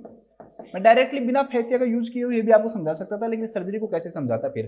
तो फैसियोटोमी के अंदर क्या करी जाएगी, तो जो ये डिपार्टमेंट को सेपरेट करने वाली जो लेयर है, ये फैसिया को कट कर दिया जाएगा, जिससे ताकि ये जो किसको क्या नहीं कर पाए, इसको कंप्रेस नहीं कर पाए, जो भी आर्टरी है और जो भी वेन है या फिर जो भी आपकी क्या है दोस्तों, आपके नर्व्स हैं, तो इसलिए उसकी सर्जरी की जाती है, जिसे हम किस नाम से जानते हैं, फैसियोटोमी के नाम से जानते हैं।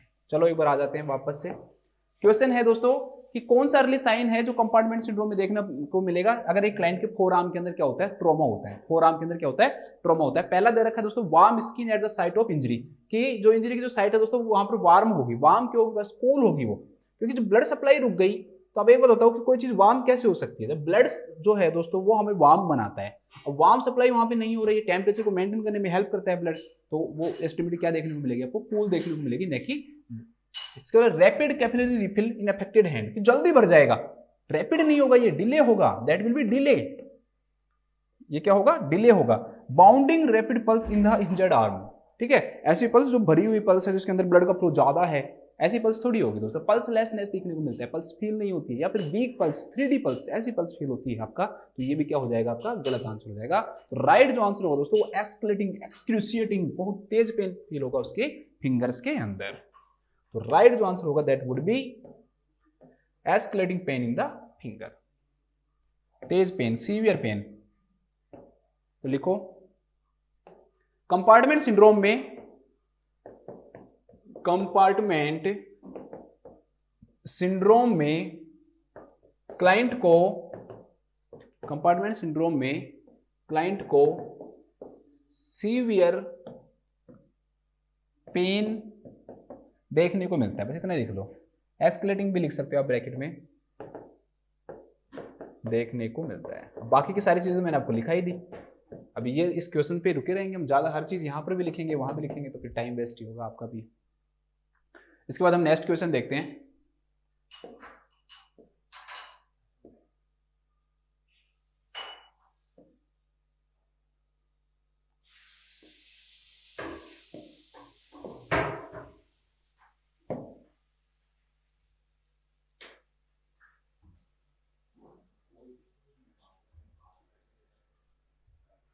नेक्स्ट जो क्वेश्चन है दोस्तों क्या है, a client experiences A traumatic amputation of A leg in motor vehicle accident.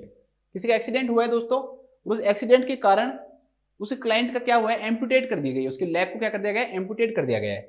Which nursing intervention initially should receive the lowest priority, इन सब में से ऐसी कौन सी चीज है दोस्तों जिसको आप सबसे कम क्या दोगे, आप प्रायोरिटी दोगे, सबसे कम क्या दोगे दोस्तों, उसको प्रायोरिटी दोगे, उसके बारे में आपको बताना है। तो सबसे पहली बात है, चलो ऑप्शन देख लो एक बार, कि भाई आप क्लाइंट को ये पढ़ाओगे कि भाई लिम्ब केयर कैसे करोगे रेजिडुअल, या फिर उसकी हीमोग्लोबिन लेवल को चेक करोगे, या कंप्रेशन ड्रेसिंग को मेंटेन करोगे, या उसको आप इंटरव्यू करोगे यूजिंग थेराप्यूटिक इंटरव्यू जो टेक्निक्स है दोस्तों वो क्या करोगे, यूज करोगे। लेकिन आप में इसमें ना लोवेस्ट प्रायोरिटी बतानी है, इन सारों में सबसे कम प्रायोरिटी आप किसको दोगे, सबसे कम प्रायोरिटी आप किसको दोगे। अब हम देखते हैं दोस्तों एम्पुटेशन का मतलब क्या होता है, थोड़ा सा एम्पुटेशन देखते हैं।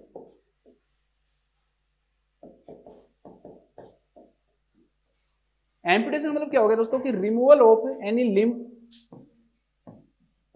लिम्ब और पार्ट ऑफ लिम्ब,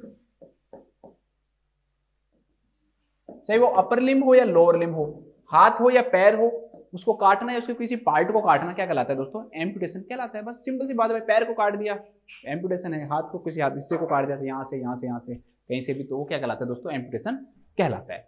मेन जो क्वेश्चंस जो आते हैं वो हमेशा लेग के एम्पुटेशन से आते हैं, हाथ के एम्पुटेशन से रिलेटेड ज्यादा क्वेश्चंस पूछे नहीं जाते हैं, तो मैं लेग एम्पुटेशन आपको पढ़ाता हूँ।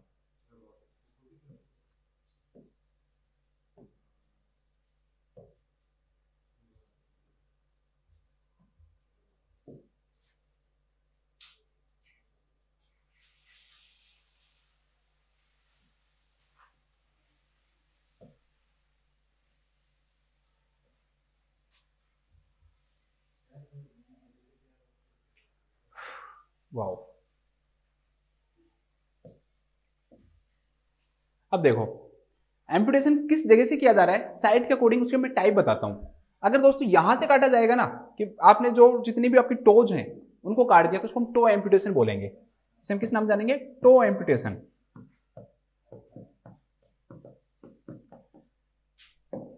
दूसरा हिस्सा, इसको मैं कलर, एक मिनट मैं इनको करके फिर वो करके बताता हूं आपको।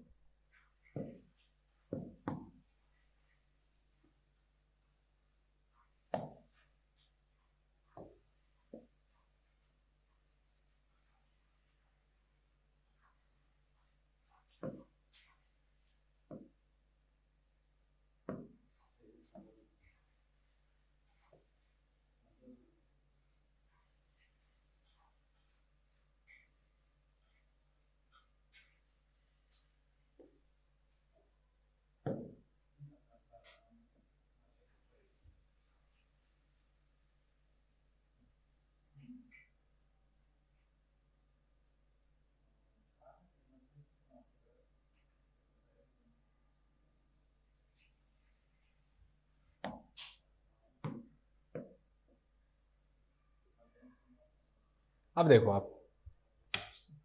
तो वैसे दिख रहा है कि आपको, हाँ दिख रहा है, ये वैसे भी दिख रहा है आपको, तो ऑन ही कर देता हूँ। देखो अगर मान लो दोस्तों आपने सिर्फ उंगलियां काटी हैं पैर की, उनको एम्पुटेट किया है, पार्ट हो गया एक लिम्ब का, तो टो एम्पुटेशन कहलाएगा।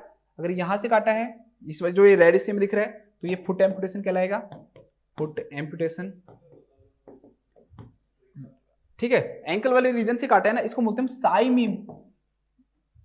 मैं पेन चेंज कर लेता हूँ, मुझे पता दिख नहीं रहा। इसको हम बोलते हैं दोस्तों साइमी एम्पुटेशन, साइमी एम्पुटेशन, मतलब कि पैर के पिछले वाले हिस्से को, पैर जो है आपका फुट है उसके पिछले वाले हिस्से को कट किया जाता है ना, तो इसे हम किस नाम से जानते हैं दोस्तों, साइमी एम्पुटेशन के नाम से जानते हैं, साइमी एम्पुटेशन। ये दोस्तों ये वाला जो हिस्सा है that is below the knee amputation. अगर यहाँ से पूरा कट कर दिया पूरे को, तो ये बिलो द नी एम्पुटेशन कहलाएगा, बिलो द नी एम्पुटेशन। अगर यहां से ले रहे हैं, बीच में से ले रहे हैं, नी के द्वारा ले रहे हैं, तो इसे हम थ्रू द नी एम्पुटेशन बोलेंगे, थ्रू द नी एम्पुटेशन। ठीक है, पूरा हिस्सा ये कट जाएगा फिर इसमें, थ्रू द नी एम्पुटेशन। और दोस्तों अगर इससे ऊपर वाले हिस्से से कहीं से भी काट रहे हैं, यहाँ यहाँ यहाँ यहाँ किसी भी हिस्से से काट रहे हैं दोस्तों, तो इसे हम अबोव द नी एम्पुटेशन बोलेंगे, above the knee amputation, above the knee amputation. तो कई सारे एम्पुटेशन हो गए। ठीक है, एक टो हो गया, एक फुट हो गया, एक साइमी हो गया, एक below the knee, through the knee and above the knee amputation.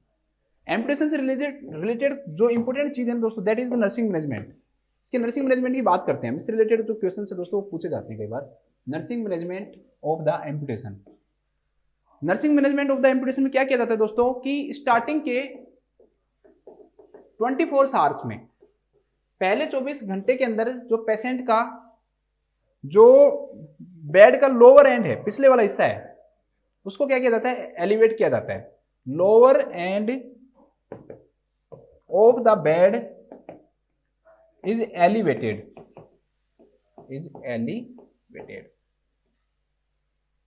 इससे क्या होगा दोस्तों, इससे जो एडिमा है वो क्या हो जाती है दोस्तों, प्रिवेंट हो जाती है। एडिमा प्रिवेंट होती है। इससे एडिमा को प्रिवेंट करने के लिए स्टार्टिंग के 20 आवर्स हम कोशिश करते हैं कि बेड का जो लोअर एंड है दोस्तों उसको क्या करें, हम एलिवेट कर दें। तो एडिमा को प्रिवेंट करने के लिए किया जाता है। बाद में दोस्तों, बाद में फ्लैट पोजीशन दे दी जाती है, उसके बाद में after that flight position.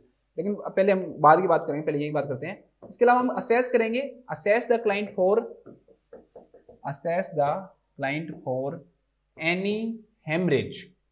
Haemorrhage के कोई भी साइन है, आपको ड्रेसिंग से आके जो रेजिडुअल लिम है, जो बचा हुआ जो लिम है दोस्तों, वहां की ड्रेसिंग की है आपने और उस ड्रेसिंग से आपको ब्लड दिख रहा है तो वो हेमरेज को दिखाता है। तो आपको जो हेमरेज है दोस्तों उसके जो साइन है वो क्या करने पड़ेंगे, आपको असेस करने पड़ेंगे। तो assess the sign of the haemorrhage.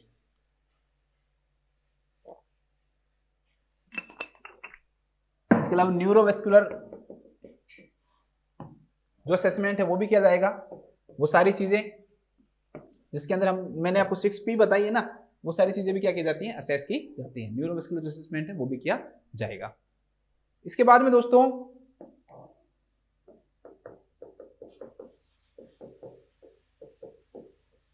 Client के मतलब आफ्टर 24 आवर्स लिखो।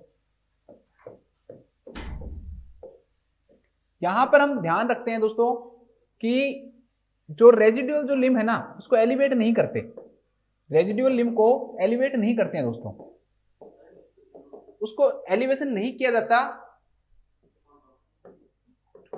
क्यों नहीं किया जाता दोस्तों, कि जो हिप है ना उसके अंदर कॉन्ट्रैक्चर्स हो जाते हैं, उसके कारण नहीं किया जाता। कॉन्ट्रैक्चर्स बहुत बार बता चुका हूं कि टाइटनिंग हो जाती है।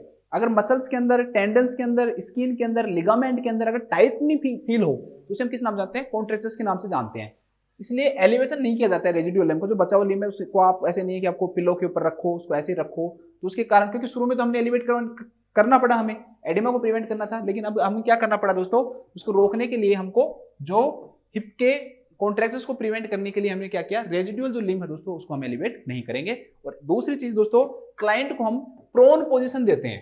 क्लाइंट को कुछ समय के लिए कौन सी पोजीशन देते हैं दोस्तों, हम क्लाइंट को प्रोन पोजीशन देंगे। हम क्लाइंट को इसमें प्रोन पोजीशन जो होती है दोस्तों उसके अंदर, उसके कारण भी जो कॉन्ट्रैक्चर्स जो होते हैं उनमें क्या होता है, वो कम होते हैं। ठीक है, decrease the contractures, decrease the contractures. Contractures को क्या करता है दोस्तों, ये कम करता है।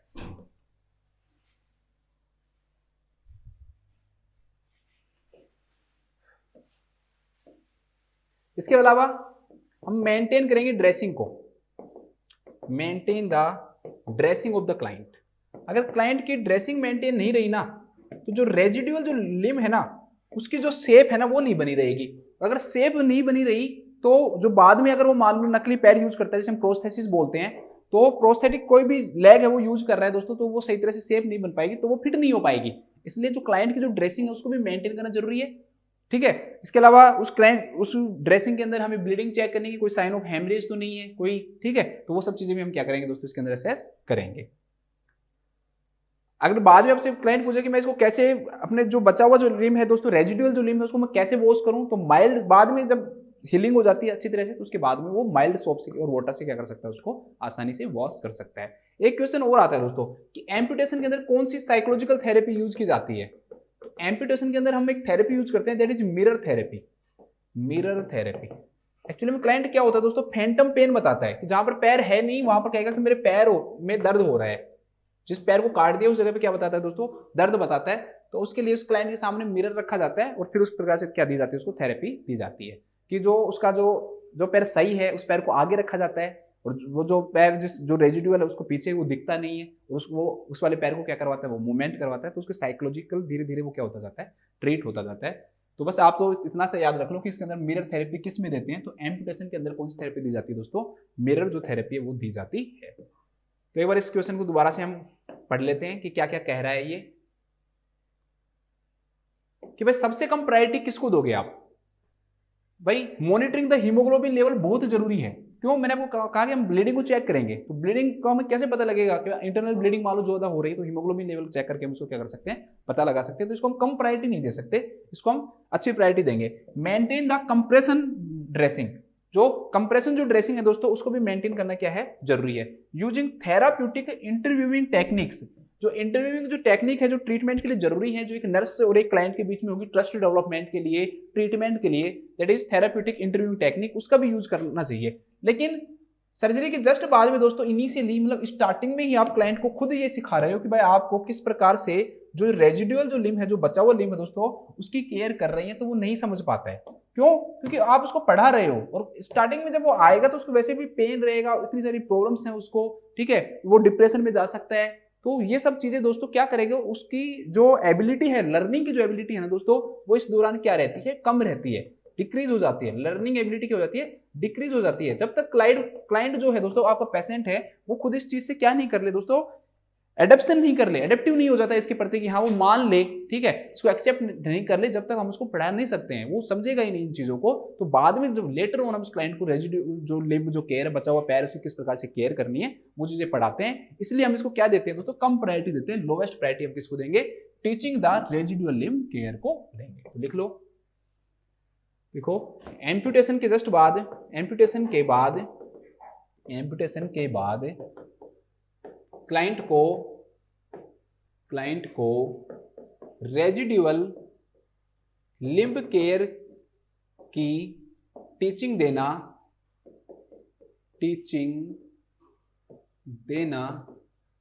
लेस प्रायोरिटी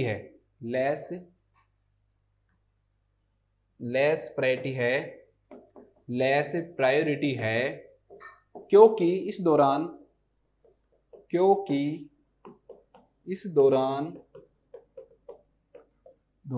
क्लाइंट की एबिलिटी टू लर्न कम हो जाती है। ले लो इसकी शॉट, ले लो इसका।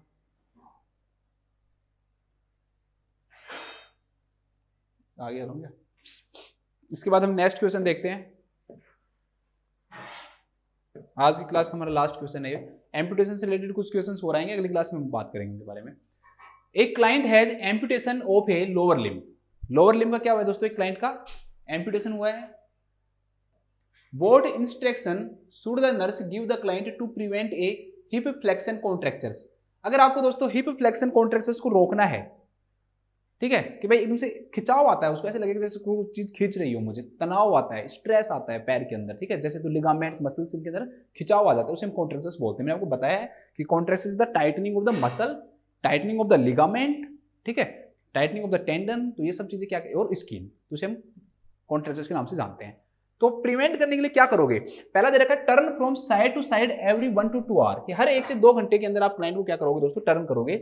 ये चीज किस चीज को प्रिवेंट कर सकती है, ये चीज प्रिवेंट कर सकती है किस चीज को दोस्तों, प्रेशर सोर को। प्रेशर अल्सर है, प्रेशर सोर है, उसको प्रिवेंट कर सकती है, न कि कॉन्ट्रैक्चर्स को। तो ये गलत हो गया आपका, ठीक है। दूसरा, sit in a chair for 30 minutes 3 times a day।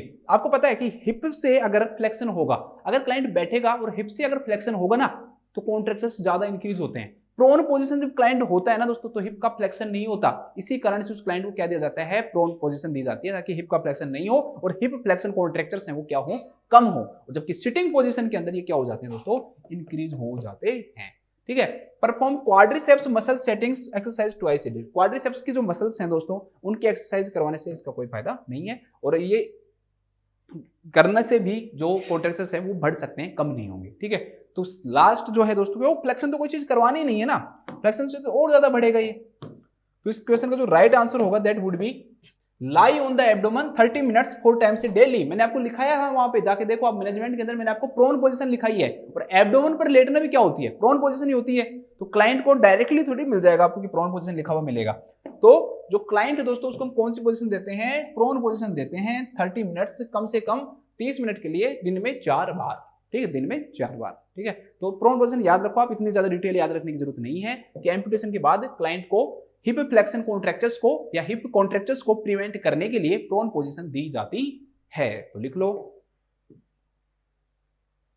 देखो एम्पुटेशन के बाद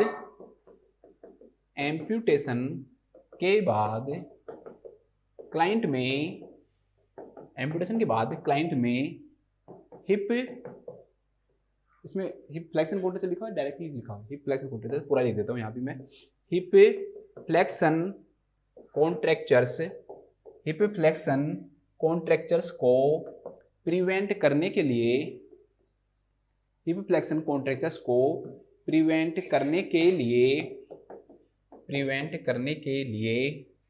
प्रोन पोजीशन दी जाती है। Prone position, lie on abdomen भी लिख लो भाई, लाई तो झूठ होता है ना, लाइंग ऑन एब्डोमेन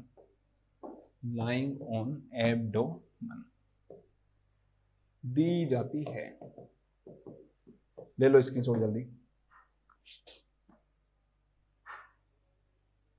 पॉज कर लिया करो आप लोग, उससे ज़्यादा फायदा मिलेगा। आज की क्लास हमारी खत्म होती है, एक बार मैं इनको जल्दी जल्दी रिव्यू करवा देता हूँ आपको क्वेश्चंस को। बहुत सिंपल क्वेश्चन है, इतने ज़्यादा टफ नहीं है। एम्पुटेशन के बाद हम क्या करते हैं दोस्तों, प्रोन पोजीशन देते हैं क्लाइंट को हिप फ्लेक्शन कॉन्ट्रैक्चर्स को प्रिवेंट करने के लिए। इसके बाद दोस्तों एक एम्पुटेशन का क्वेश्चन और था कि सबसे कम प्रायोरिटी किसको देंगे हम, टीचिंग रेजिड्यूल लिम्ब केयर, बाद में देंगे इसको प्रायोरिटी, अभी नहीं है, ठीक है, अभी प्रायोरिटी देने का कोई फायदा नहीं है। कंपार्टमेंट जो सिंड्रोम है उसका क्या साइन होता है, पेन फिंगर के अंदर क्या होता है, एस्केलेटिंग है, तेज पेन, सीवियर पेन होता है, ठीक है। वार्म कंप्रेस अर्थराइटिस के अंदर जो यूज करते हैं उसका टेम्परेचर कितना रखा जाता है, तो 98 to 105 डिग्री फारेनहाइट इसका क्या रखा जाता है, टेम्परेचर रखा जाता है। इसके बाद दोस्तों क्लाइंट के अंदर क्या क्या चीजें हम अवॉइड करेंगे, तो लीवर और जो सेल फिश जो हैं जिनके एग्जांपल हैं shrimp and lobster, high purine diet, seafood हैं, ये समुद्र से मिलने वाले फूड हैं, उनको क्या करते हैं दोस्तों, हम अवॉइड करते हैं। इसके बाद नेक्स्ट आता है दोस्तों आपका कि कौन सी, ये अच्छा क्वेश्चन है, थोड़ा सा इसको थोड़ा सा देख लेना क्योंकि बहुत डाउटफुल क्वेश्चन है ना, थोड़ा सा इसको रीजन, वैसे यूज तो करते ही है देखो ड्रग, लेकिन इन्होंने कह रहा है कि भाई इस हिसाब से हम आंसर दे रहे हैं इसको, तो उसी हिसाब से मैंने आपको समझा दिया, ठीक है। वैसे तो आइबुप्रोफेन भी यूज करते हैं, कोलचिसिन भी यूज करते हैं, प्रोबेनिसिड भी यूज करते हैं, और हाइड्रोकोर्टिसोन यूज नहीं करते, इसकी जगह हम प्रेडनिसोलोन यूज करते हैं। तो कोलचिसिन यूज करते हैं एक्यूट अटैक ऑफ गाउट के अंदर। इसके बाद नेक्स्ट जो क्वेश्चन है दोस्तों वो है आपका कि एलोप्यूरिनोल आपने किसी क्लाइंट को दी है, तो एलोप्यूरिनोल क्या काम करवाएगी, तो यूरिक एसिड के प्रोडक्शन को क्या कर देगी, वो कम कर देगी। इसके बाद कितनी टैबलेट दोगे वो आप मुझे खुद बताओगे कमेंट करके। जो बच्चा सही आंसर देगा उसको एक चॉकलेट दी जाएगी।